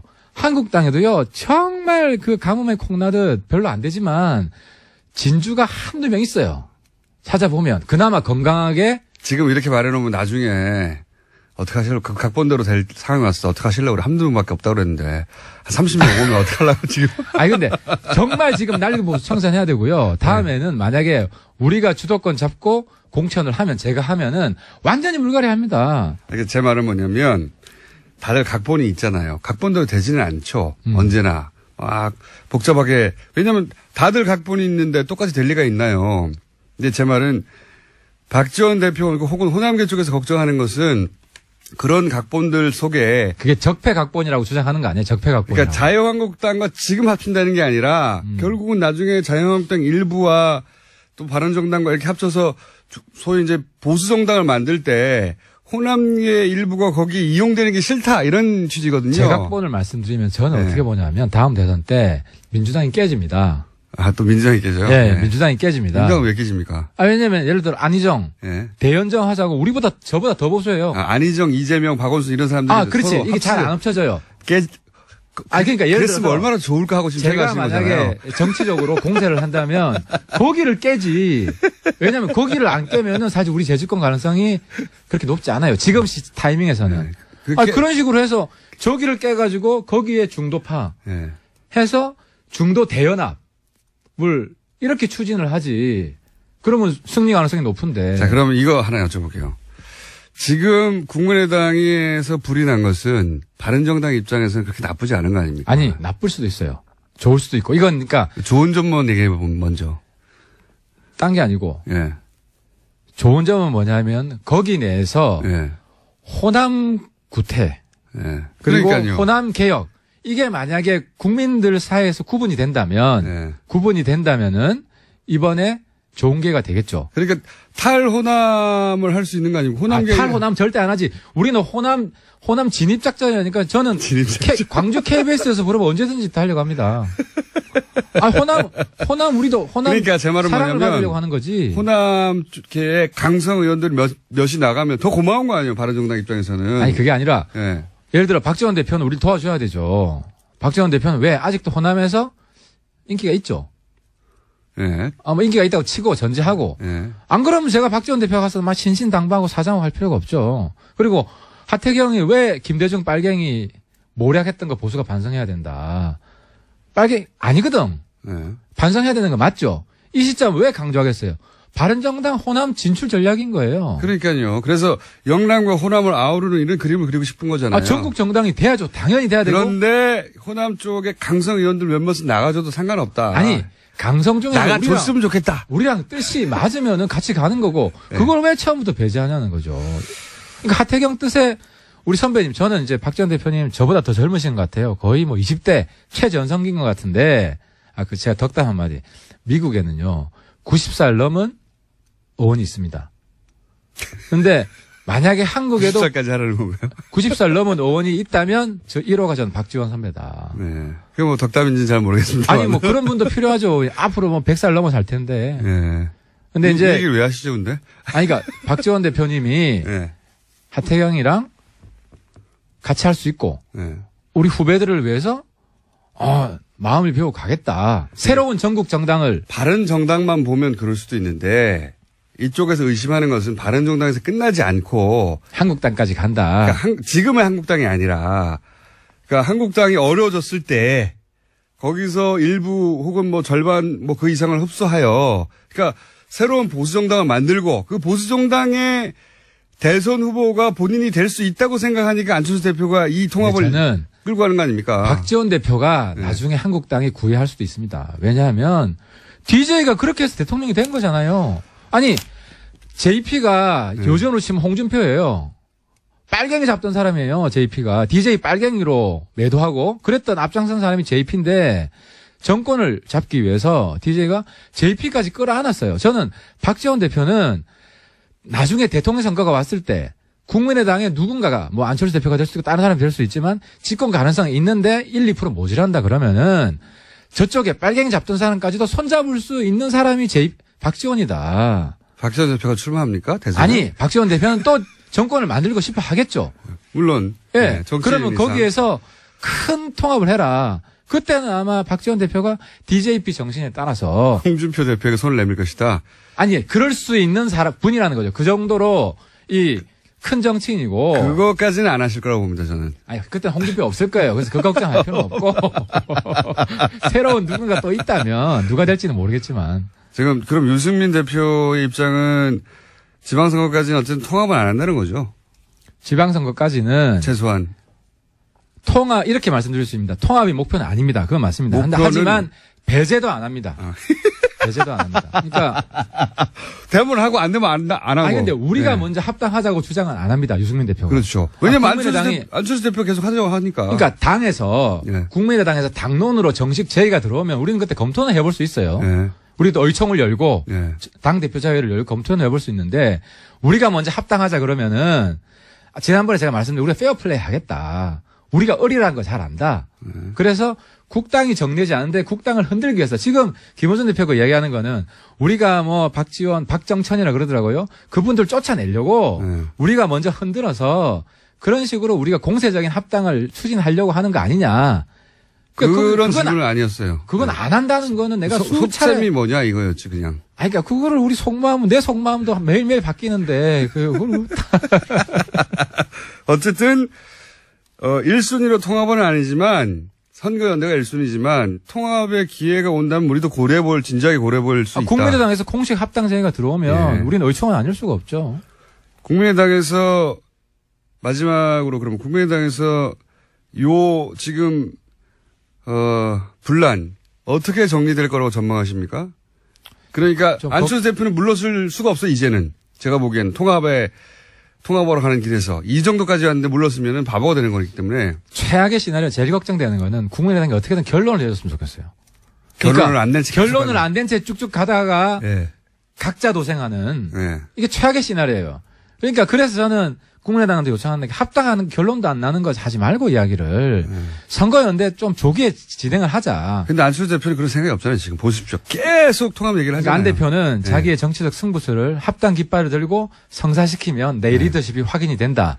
여기에 배팅을 한 것 같아요. 풀 배팅을. 그거 아니고는 본인이 당대표에 출마했던 이유가 이대로 한 2달만 지나면은 당이 없어지니까 본인이 가서 2달 이내에 어떻게 하겠다고 했는데 거꾸로 지지율이 떨어지고 있잖아요. 그러니까 본인의 어떤 리더십도 확인시켜주고 이 지방선거를 돌파하려면 그리고 큰 그림상으로도 통합 말고는 방법이 없는 거예요. 지금 길이. 그러니까 안 대표의 리더십이 이번에 확인될 거다. 국당을 정리해서 국당의 당론으로 합당을 제외하는 일이 온다면 안 대표가 승리한 거죠.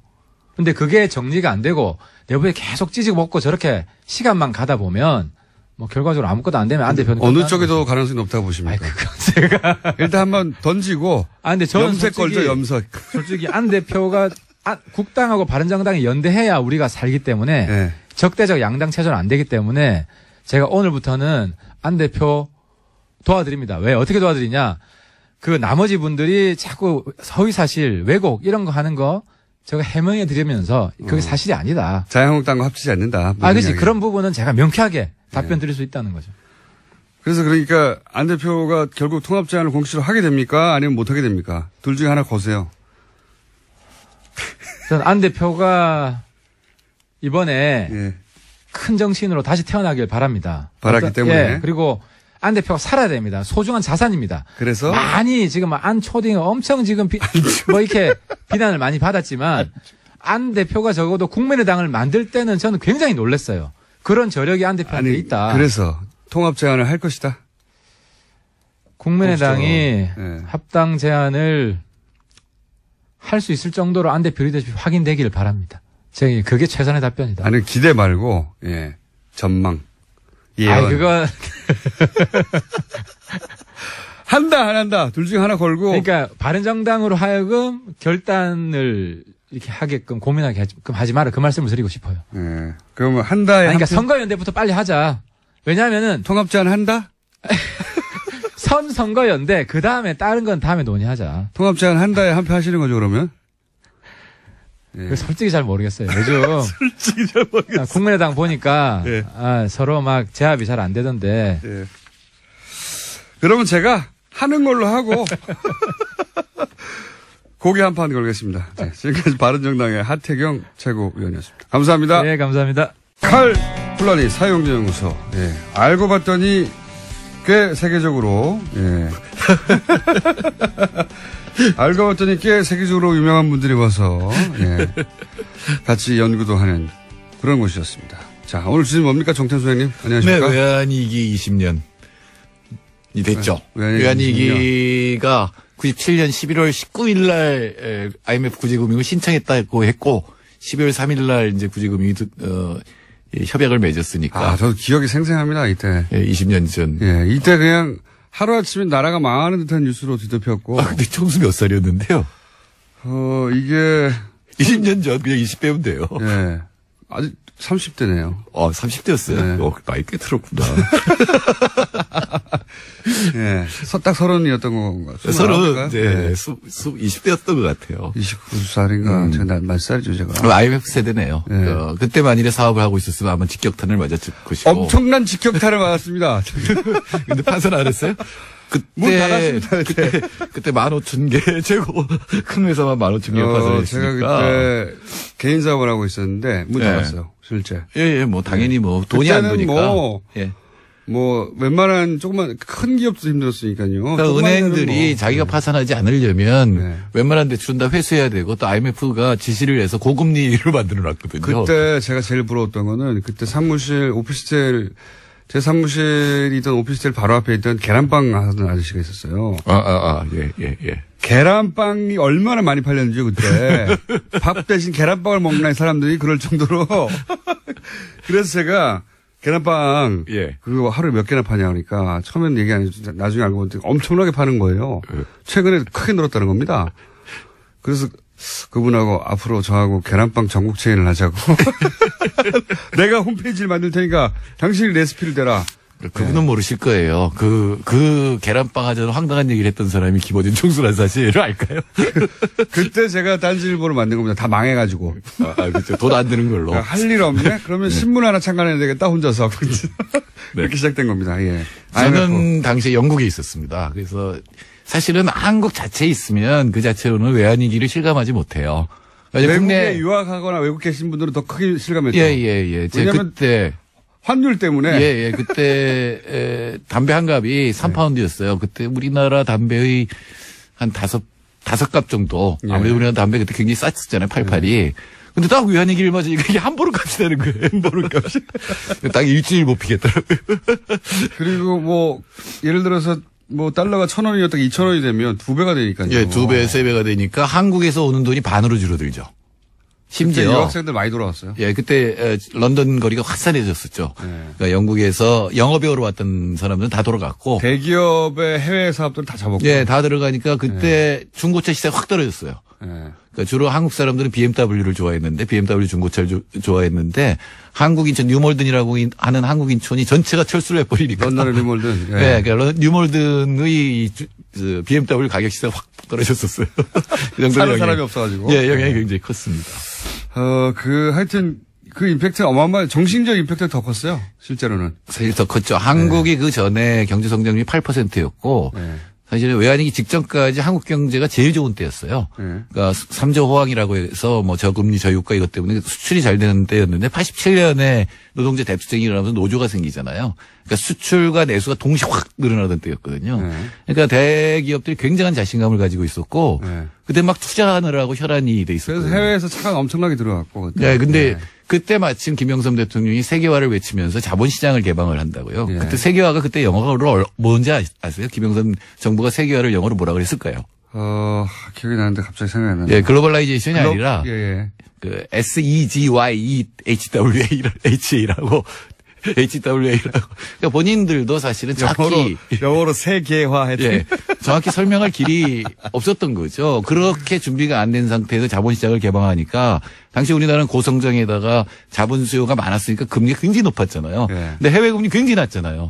그 돈들이 확 들어온 거죠. 단기 자본을 갖다가 특히 제2금융권들이 들여와서 이걸 그때 당시 막 철강 이런 데서 대규모 설비 투자를 하거든요. 그러니까 단기 자본을 들여와서 대규모 장기 설비 투자를 했는데 동남아에서 문제가 터지기 시작한 거예요.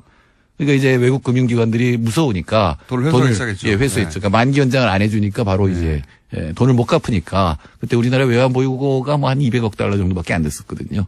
근데 단기 외채는 그거에 몇 배, 5배가 넘었으니까. 돈을 갚아야 되는데 갑자기 빼가지고 못 갚으니까 결국은 모라토리움 선언을 하게 된 거죠. 근데 모라토리움 선언을 하면 우리는 외국에 있는 사람 그냥 미아예요. 한국에 내가 재벌이라고 현금으로 몇 조를 갖고 있어도 달러는 못 바꾸는 거거든요. 그렇죠. 예, 그럼 이제 굶어야 되는 거죠. 화폐로서 가치가 없어지는 거니까. 갚을 수가 없으니까. 예, 바로 모라토리엄 직전까지도 갔었죠. 네, 그러니까 이제 IMF 구제금융을 받아서 이제 그걸 넘기게 되는 건데 사실 IMF 구제금융은 한국을 도와줬다기보다는 한국에 돈 빌려준 외국 금융기관을 도와준 거죠. 그런 거죠. 예, IMF 입장에서는 그러면서 이제 한국 자산들 값이 떨어지면서 열심히 쇼핑을 했죠. 덕분에 그들은. 그러니까 세계은행으로 봐서는 그러니까 세계금융감독기구로서 봐서는 세계 유수의 은행이 망하면 세계 전체가 금융위기에 빠지니까 그걸 구제하는 거거든요. 한국이 파산해버리고 모라토리엄 선언하면 은행들도 망할 거 아니에요. 한국에 돈 빌려주는 은행이 망하니까. 예, 그러니까 한국에 돈을 빌려줘서 그걸 갚게 하면서 여러 가지 조건을 내걸었는데 그게 이제 보통 이제 노동시장 유연화라든가 고금리 정책이라든가 구조조정 이런 것들을 요구를 했죠. 그래서 그 다음부터 우리나라의 현재 경제 모습이 만들어졌다라고 볼 수가 있는 거죠. 하여튼 그 정신적 임팩트도 대단해서 그때 사실은 소위 말해서 이제 대기업에 취업하는 것이 그 전까지는 그렇게 어렵지가 않았거든요. 네, 그리고 거기 뭐 하러 가 이런 것도 많았죠. 이렇게 대기업에 보통 한 두세 군데 정도, 최소한 두세 군데 정도는 합격해 놓고 그 중에 어딜 가느냐 고르는 시대였고, 그리고 취업 문제가 이렇게까지 지금과 같은 수준이 아니었는데 이 20년 전에 IMF 이후로 모든 게 바뀌게 됩니다. 한국의 경제. 예, 특히 이제 시스템 자체가. 어떤 직장을 가더라도 언제나 잘릴 수 있다. 대규모 구조조정이라는 게 한국 경제에서 처음 일어난 일이고. 예전에는 평생 고용의 개념이었어요. 네. 그러니까 이제 그 다음부터 사람들 심리도 나와 내 아이만은 어떻게든 살고 봐야 된다. 그러니까 이 경쟁이 아주 격화되는 그런 사회가 됐고, 문제는 성장률이 반으로 떨어지거든요. IMF 이제 8%에서 민주정부 때 4.5% 그리고 지금 한 2, 3% 떨어지고, 불평등이 더 문제는 불평등이 짧은 20년 동안 세계에서 가장 평등한 나라 중에 하나에서 세계에서 가장 불평등한 나라로 급격하게 불평등이 진행됐다는 거죠. 그때 이제 그 IMF가 우리한테 강제했던 그 구조가 사실은 이 베이스가 된 채 20년을 살은 거 아닙니까? 그 이후로. 그렇죠. 사실 그 세계 금융이 요구한 거는 자본의 권리를 재산권을 강화시키는 거거든요. 그럼 당연히 재산소득에 대해서 터치를 못하고 세금을 깎아주니까 근로소득에 비해서 자산소득의 비중이 커지면서 이제 불평등이 심화되고 그러니까 지금 이제 아이들이 하는 얘기가 이제 조물주의에 건물주가 있다. 그러니까 자기 소원은 건물 임대업자 이렇게 되면 이제 나라의 희망 같은 것들이 없어질 수가 있죠. 그런데 이제 생각보다 굉장히 짧은 기간 내에 IMF는 졸업을 했어요. 예, 3년 반 만에 졸업을 엄청나게 다 갚았죠. 금모으기 이걸로 상징되는 이거 외신에도 자주 나옵니다. 그러니까 금모으기 자체는 그게 얼마나 도움이 됐겠어요. 얼마 안 되는데 국민들이 하나로 뭉쳐서 외환위기를 극복하자라고 하는 이 정신적 자세를 보여준 거거든요. 그리고 참았죠. 많은 부분에 고통을 분담했죠. 이거 외국에서 많이 등장하는 사례예요. 이 사람들이 왜 이러지? 이런 식으로 이해할 수 없는 멘탈리티. 잘못한 건 기업인데 왜 잘못한 거 없는 사람들이 다 와서 금을 모으고 있지? 네, 근데 그게 이제 한국의 저력이었고 또 하나 이제 환율이 원화가 급락하니까 수출이 두 자릿수 이상으로 늘어나면서 이제 무역 흑자가 생기고 한국 물건값이 너무 싸진 거죠. 그렇죠. 예. 절반 가격으로 떨어진 거죠 해외에서. 그러면서 어쨌든 김대중 정부 이내에 IMF를 졸업해서 조기 졸업으로. 그 자체는 대단한 성과입니다, 사실은. 네. 3년 반 만에 졸업을 했으니까 IMF 입장에서도 이건 모범국가고 세계 이제 상품이죠. 한국이 이렇게 할 수 있었으니까 IMF 얘기 잘 들으면 이렇게 된다라고 하는 상품이었는데 여러 가지 부작용 중에 불평등이 있지만 그 불평등을 촉진한 게 금융화입니다. 그 이전에 뭡니까? 서민들은 그때 그 이전에 이제 진보 쪽의 경제 정책은 은행의 문턱을 낮추자였거든요. 근데 그다음에 문턱이 없어졌어요. 길거리에서 신용카드를 막 나눠줬잖아요. 맞습니다. 엄청나게 그리고 정부나 지금은 기업이 상상할 수 없는데 길 가는 사람도 붙잡고 신용카드 신용카드 만들어줬어요. 막 길에서. 그 부동산 쪽으로 이제 기업들도 설비 투자보다는 부동산 쪽에 이제 관심을 갖게 되고 일반 서민들도 가격이 막 올라가니까 지금 아니면 영원히 집을 못 산다라는 것 때문에 이제 빚을 내서 집을 사고 그다음에 소비도 빚을 내서 하는 신용카드에 의한 소비 이런 것들이 늘어나면서 가계부채가 1,400조에 이르는 것도 이제 그 이후에 20년 동안. 그렇죠. 그게 이제 IMF를 졸업하면서 졸업하느라 치르게 된 대가들이 양극화가 이루어지고 그다음에 비정규직. 왜냐하면 노동시정위원회라는 처음 들어본 말이 들어오면서 처음에 그게 무슨 말인가 했어요. 노동시정위원회가 뭐야. 시장이지 뭐가 위원회.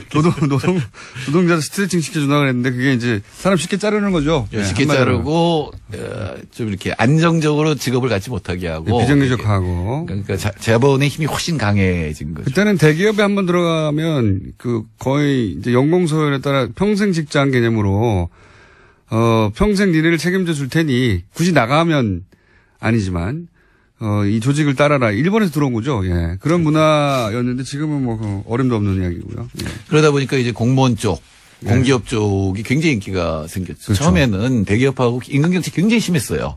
그러니까 공무원들 임금이 반도 안 됐었거든요. 일반 기업에. 근데 그게 거의 다 쫓아가고 있었는데 IMF 위기 이후에는 고용 안정성이라는 면에서는 비교가 안 되거든요. 그렇죠. 예. 그러니까 지금 모든 취준생의 한 50%는 공무원 시험을 보고 있는 그것도 이제 IMF 때문에 공무원 인기가 올라간 것도 기업이 대우 같은 거대한 기업도 자빠지니까요. 이제 영원한 기업도 없고 평생 보장도 없고 명퇴도 엄청나게 했었죠 그때. 그렇죠. 명예퇴직. 예, 명예퇴직하면 한 번에 목돈을 주니까 그걸 가지고 자영업이 확 늘어난 것도 그때 일어난 현상 중에 하나죠. 그러니까 지속 가능하고 안정된 시스템이라는 게 없다. 그런 취업이라는 게 없다라는 그 인식을 처음으로 한국에 넣어준 시점입니다. 그때가. 네. 그래서 어디를 취직하든 언제든 잘릴 수 있고 평생 직장 같은 건 존재하지 않는다. 그전에는 평생 직장이었어요. 개념이 기본이. 그게 대기업에 들어가려고 그랬고. 평생 직장이라는 게 점점 좀 어려워지지만 사실은 일자리는 같은 직장은 아니더라도 일자리에 대해서는 보장이 돼 있어야 되는데 그거 자체가 지금 없는 상태에서 젊은이들이 이제 취업하러 나서거든요. 그러니까 젊은이들한테는 굉장히 절망적 상황을 지금 만들고 있는 거죠. 자, 이제 이 20주년 기념으로 한번 그 시대 상황을 돌아봤는데 1분 남았는데 그럼 지금은 IMF는 안 올 것이고. 외환위기 맞을 가능성은 없습니다. 네. 왜냐하면 단기 외채 3배가 되는 달러를 우리가 쥐고 있거든요. 그다음부터 외환 보유고 엄청나게 늘렸잖아요. 예, 그러니까 3,800억 달러니까 너무 많은 상황이고. 문제는 때문에. 그때는 기업의 부채가 많았고 외채가 많았다면 지금은 가계의 부채가 많고 내부가 문제가 되고 있는 거죠. 개인 부채. 예, 개인 부채가 많고 이 개인 부채가 많으면 소비가 늘어날 수 없잖아요. 근데 기업들이 설비 투자까지 안 하면 수출이 만일에 증가율이 좀 떨어져서 그렇게 되면 이제 다시 문제가 될 수가 있는 상황이죠. 근데 앞으로 한 1, 2년은 괜찮아요. 이 1, 2년 동안 어떻게 이 경제 기조를 바꾸느냐 관건인데 방향은 뭐 소득주도 성장으로 잘 잡고 있습니다. 그러니까 핵심은 지금은 외환 위기는 바깥에서 오는 위기는 없을 텐데 그러기는 탄탄한데 지금 문제는 내부에 개개인이 안고 있는 빚이 너무 많다. 그러니까 외부 충격이 기업에게 영향은 덜 미치겠지만 개인에게 가계에게 미칠 영향이 굉장히 크다. 그게 지금 우리가 처해 있는 위기의 핵심이라고 합니다. 1, 2년 괜찮겠지만. 그러니까 소득주도 성장 정책이 뭐냐면 가계의 소득을 늘리자는 그렇죠. 거거든요. 그 위기를 그거로 문제를 풀어나가자니까 방향은 굉장히 올바른 방향이라고 볼 수 있습니다. 여기까지 하겠습니다. 정태인 소장님이었습니다. 감사합니다. 네, 감사합니다. 안녕. 규모와 명단과 활동을 어떻게 확인하셨는지, 어디서 성명을 냈는지, 어디서 성명을 낸 걸 어떻게 알았는지, 예. 하청기사 아닙니까? 이런 게? 기본적으로? 이런 거는 쭉 기자회견을 하고 명단을 발표하고 그리고 그 단체가 규모가 있고 그리고 그 신뢰할 만한 곳이고 활동을 해왔고 그래야 기사를 쓰고 그 기사가 포털에 메일에 걸리고 하루 종일 떠 있죠. 이런 확인도 안 된 여론 호도형 기사가 어떻게 메일에 하루 종일 걸려 있습니까? 저는 이 기사 굉장히 이상하고요. 예. 이 단체가 성명을 냈다는 이유 하나만으로 이런 기사가 계속해서 전 국민이 보라고 떠 있는 것도 이상하고요. 예. 대단히 이상합니다. 확인해 주십시오. 이 기사를 쓴 연합뉴스의 기자님. 이상한 기사다. 예. 신광열 판사에 대한 부정적인 여론을 어떻게든 물타기 해보려는 그런 기사가 어떻게 이런 과정을 거쳐서 이렇게 메인에 계속 걸려 있었던 건지. 제가 이 정도 단체 만들어서 성명 낸다고 다 기사 걸어주고 계속 하루 종일 떠 있습니까? 절대 안 그래요. 대단히 이상한 기사입니다. 예. 하청 기사다. 라고 저는 의심하는 바이고. 하청 기사는 쓸 수 있지만 이게 어떻게 계속 걸려 있는지 그것도 확인해 봐야 됩니다. 여기까지 하고요. 다음 뉴스는요. 네, 어제 내일 확인해서 다시 해볼게요. 네. 네, 어제 박근혜 전 대통령의 재판이 42일 만에 열렸습니다. 하지만 박근혜 전 대통령은 재판에 나오지 않았는데요. 건강상 문제로 출석이 어렵다라면서 불출석 사유서를 냈습니다. 재판부는 어제 사실상 박근혜 전 대통령을 향해서 최후 통첩을 했는데요. 거동할 수 없을 정도의 건강 악화 등 정당한 사유로 볼 수 없다라는 겁니다. 그래서 오늘도 재판에 나오지 않으면 피고인 없이 재판을 열 수 있다라고 밝혔는데요. 오늘 오전 10시에 다시 재판이 열립니다. 알겠습니다. 네. 아프실 예정인 거는 오래전 예언인데 계속 적용되고 있습니다. 자, 다음 뉴스는요. 네, 어제 우병우 전 수석 재판도 있었습니다. 여기에 이석수 전 특별감찰관이 증인으로 나왔는데요. 굉장히 자세한 증언들을 많이 했습니다. 자신이 파견 경찰관을 통해서 경찰 내부 이야기를 들어보니 우병우 전 수석의 아들의 운전병 보직 이동은 명백한 특혜라고 보고받았다라는 건데요. 그 당시에 자신이 운전병 뽑는 기준이 뭐냐라고 물어보니 건강 좋은 놈을 뽑았다라는 답변이 왔다고 합니다. 그러자 자신이 반박을 했다고 하는데요. 훈련소에서 병원 입원한 기간이 길었는데 왜 우전수석 아들을 뽑았냐라고 다시 묻자 전혀 상대방이 답변을 하지 못했다라는 겁니다. 굉장히 중요한 증언이라고 제가 개인적으로 생각하는 대목은 뭐냐면, 미르 재단, K스포츠 재단, 여기에 대해서는 왜 감찰을 하지 않았냐. 그게 예를 들어서 우병우 전 수석의 아들 문제보다 훨씬 중요한 거 아니냐. 이런 취지의, 질문에 대해서, 미르 K 재단은 대통령이 뒤에 있다고 판단을 했기 때문이다. 그러면서 이유를 댔어요. 왜 그렇게 생각했는지. 그렇게 대통령이 뒤에 있는 게 아니라면 민정 쪽에서 잡았을 테니까. 예. 이게 이제 청와대 내에서 감찰을 하는, 네. 특별감찰관의 시선에도 그렇게 보였다는 것이고, 민정이 하는 일이 그런 일이란 말이죠. 그러니까 안종범 수석 단위에서 벌어진 일이다, 이게. 재벌들한테 이제 소위 겁을 줘가지고 돈을 뺏은 거다. 그러면은 그 정도야 민정에서 다 잡았을 텐데, 이게 오랫동안 진행되고 금액도 큰 건데 그냥 뒀다. 그랬다는 얘기는 안종범 수석 차원의 일이 아니라 대통령이 뒤에 있을 수 있다라고 판단을 한 것이고, 그 말은 뭐냐면 민정이 잡지 않았다는 이야기는 그 재단 뒤에 대통령이 있다는 걸 민정은 알고 있었다는 그런 이야기이기도 해요. 예.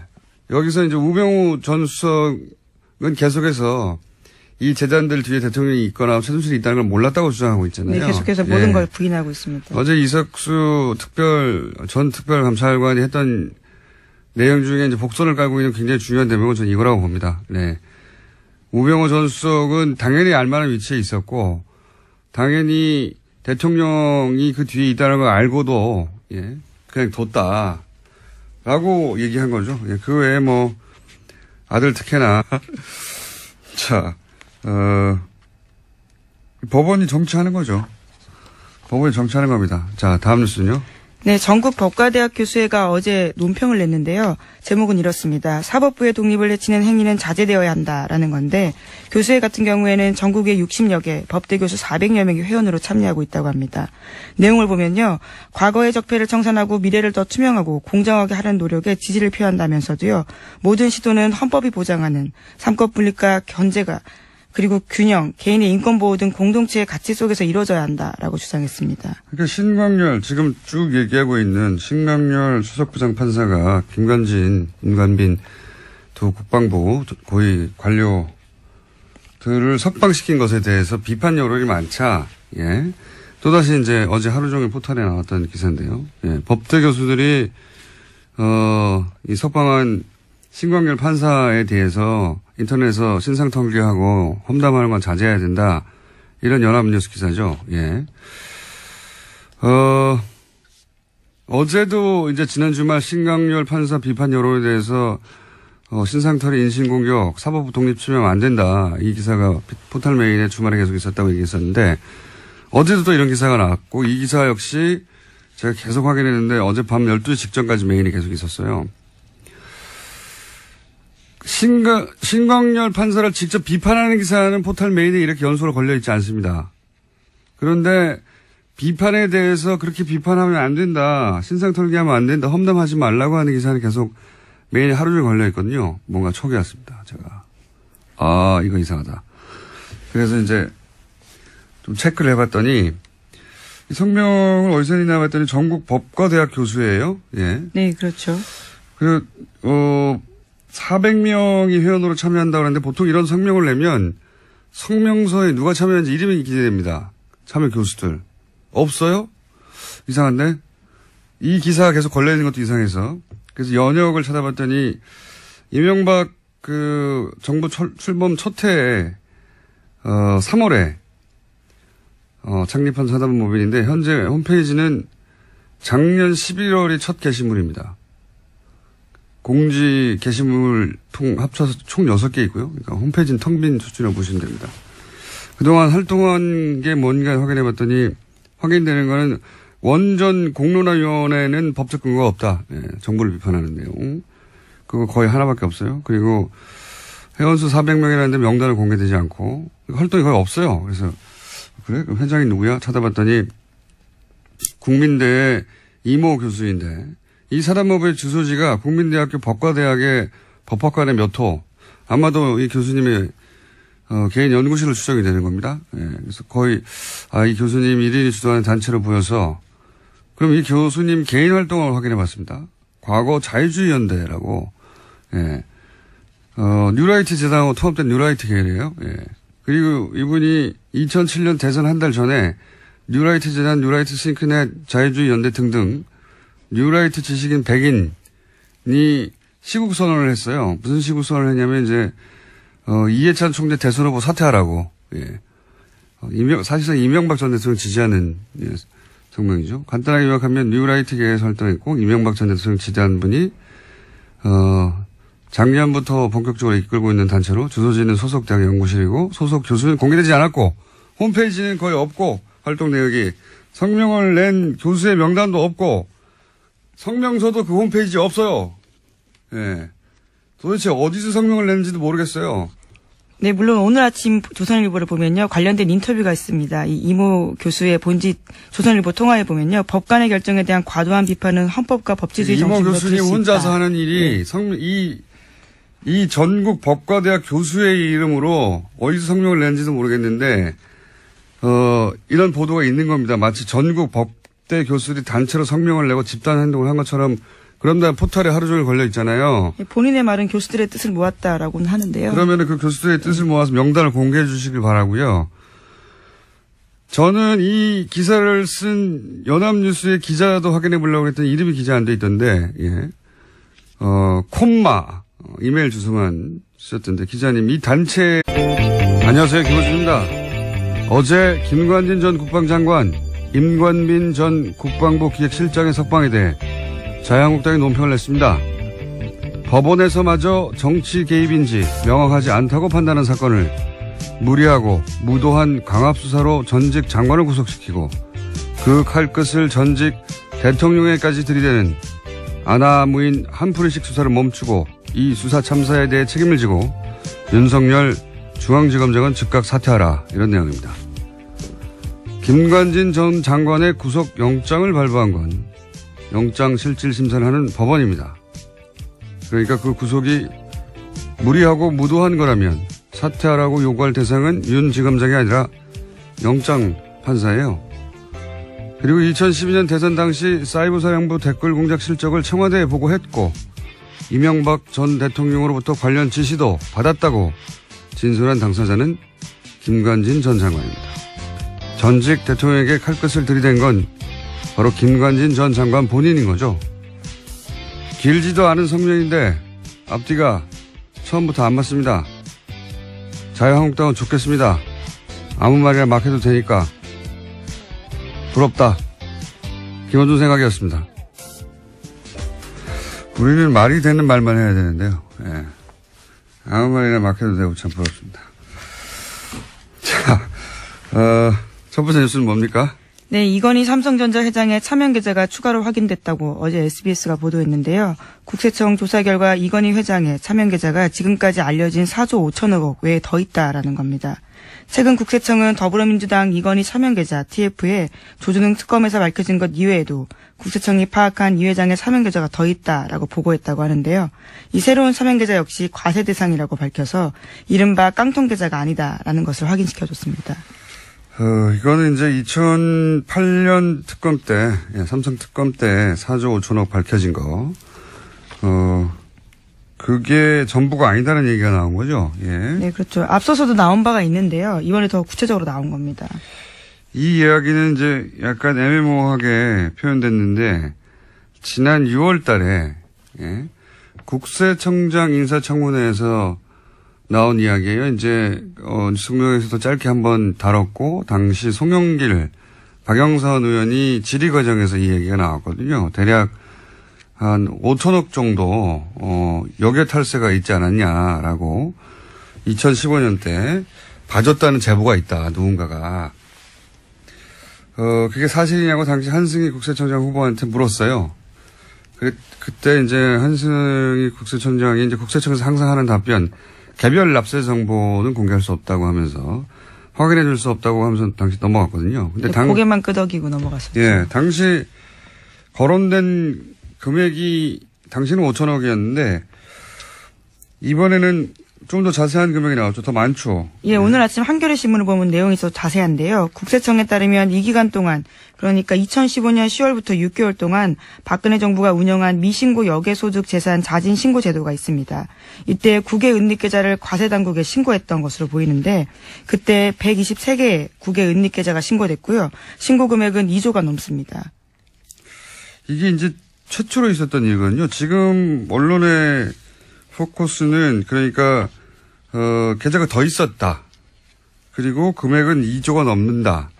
그리고 그렇다면은 당신은 이제 형사적 관용 그래가지고 이제 처벌하지 않았는데 이게 외국환 거래법이나 조세 뭐죠? 조세범 처벌법 네. 있습니다. 그걸 위반하면 대주주의 경우에 의결권을 제한한다.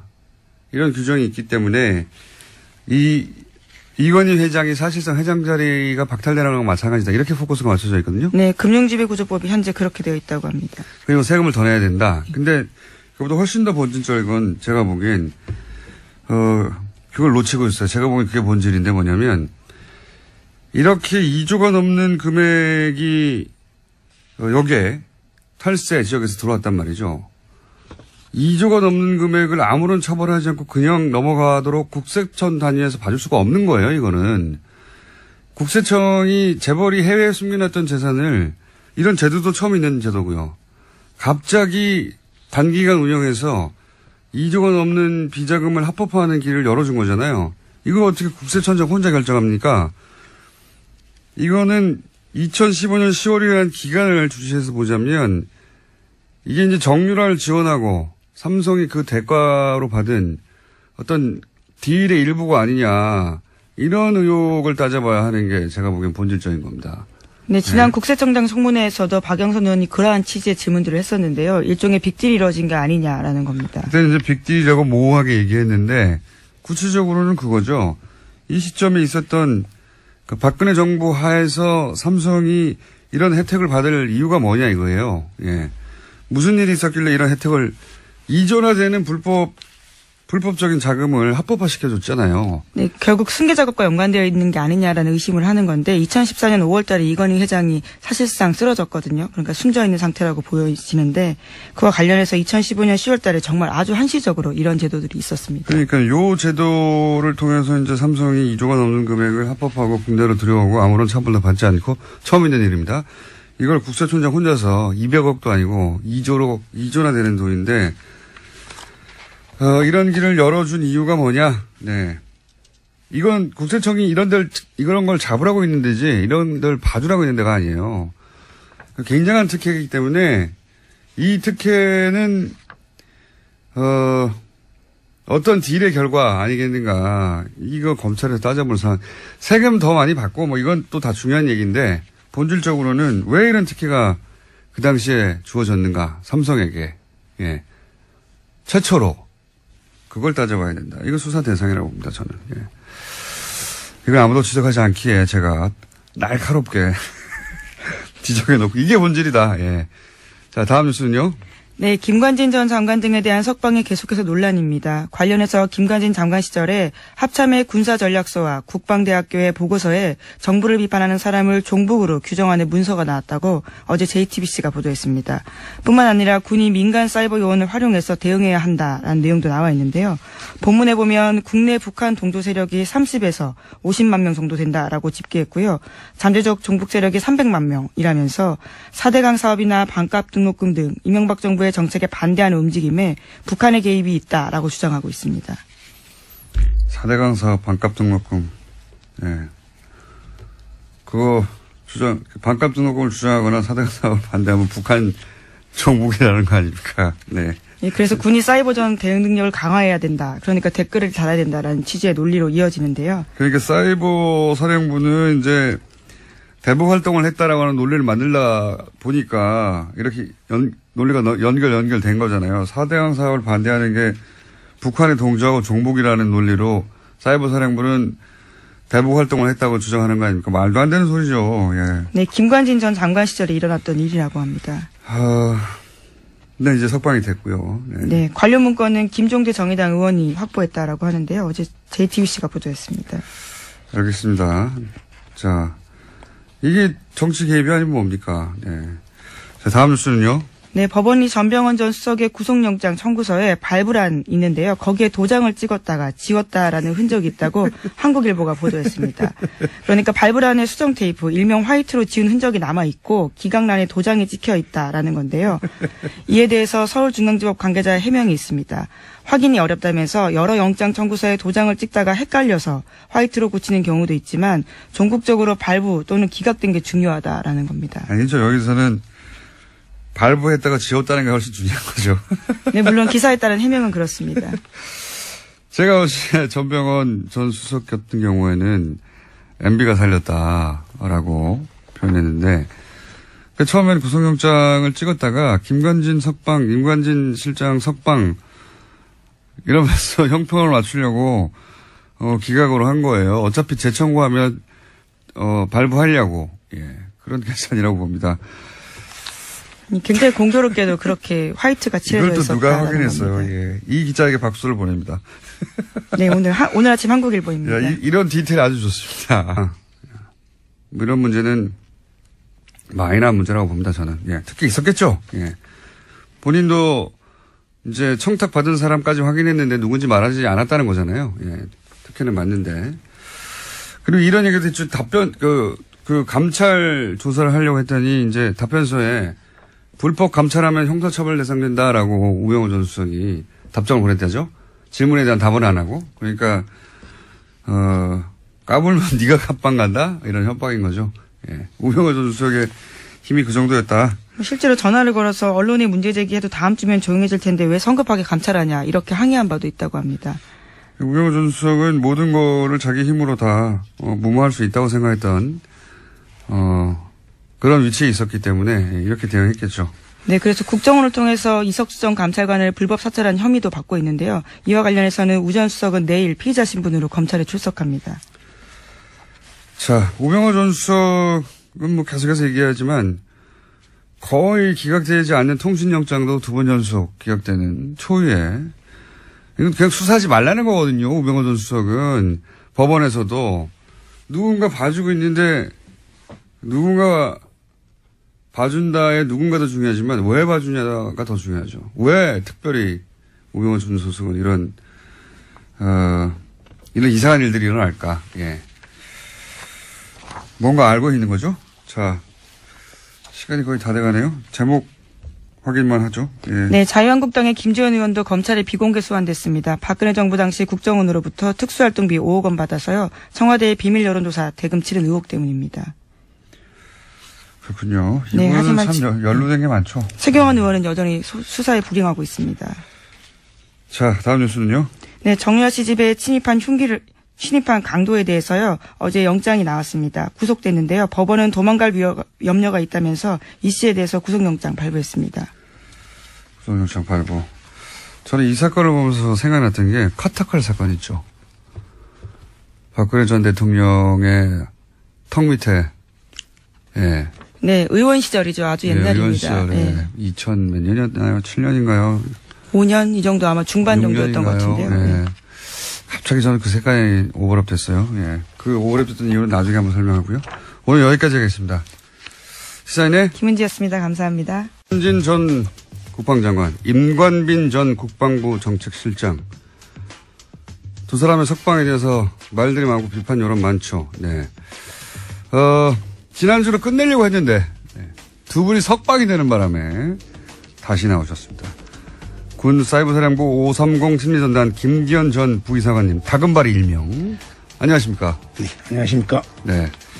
그리고, KBS가 파업을 하는 바람에 이렇게 여러 방송국을 떠돌고 있는, 네. 부유하는 이재석 기자 나오셨습니다. 네, 안녕하세요. 네, KBS. 우선, 김기현 선생님? 네. 석방될 줄 모르셨죠? 몰랐죠. 예. 구속영장이 발부가 됐는데 갑자기 두 사람 다 석방되고 이런 건 뭐 전례가 없는 일이거든요. 예. 깜짝 놀라셨죠? 저는 신문을 보고 알았습니다. 뉴스를 보고 예. 알았습니다. 모두가 뉴스를 보고 알았습니다만. 예. 여기 대해서 혹시 이재석 기자님은 요즘 뭐 할 일 없으시고. 네. 그러니까, 날마다 파업 집회를 하고 있습니다. 예. 네. 예. 마이크를 좀 당겨 주십시오. 예, 예. 네. 혹시 취재 좀 해보셨어요? 법조계 전반이나. 그러니까 뭐 제가 알고 있는 그 법조계에 지금 종사하고 있는 취재원들에게 물어봐도 예. 예, 한결 같아요. 답은. 예. 그러니까 말이 안 되니까요. 예. 예. 아예 이제 처음부터 불구속이었으면 모를까. 이제 구속이 예. 됐다가 이렇게 또 되는 경우니까. 두 사람 다 이례적이다. 게다가. 예. 예. 이건 말도 안 되는 대단히 이례적이라는 표현도 부족해요. 이런 경우 있습니까? 상상해 보세요. 기억에 아무리 떠올려봐도 이런 주요한 사건에 주요한 장과 실장이 구속됐다가 구속적부심 통해 가지고 다시 풀려나는 경우는 아무리 생각해도 없습니다. 처음 있는 일이고요. 자, 그런데 여기서 이제 쟁점이 되는 것 중에 하나가 모신 이유가 이겁니다. 다금바리 선생님. 네. 쟁점이 되는 이유 중에 하나가 이겁니다. 쟁점이 되는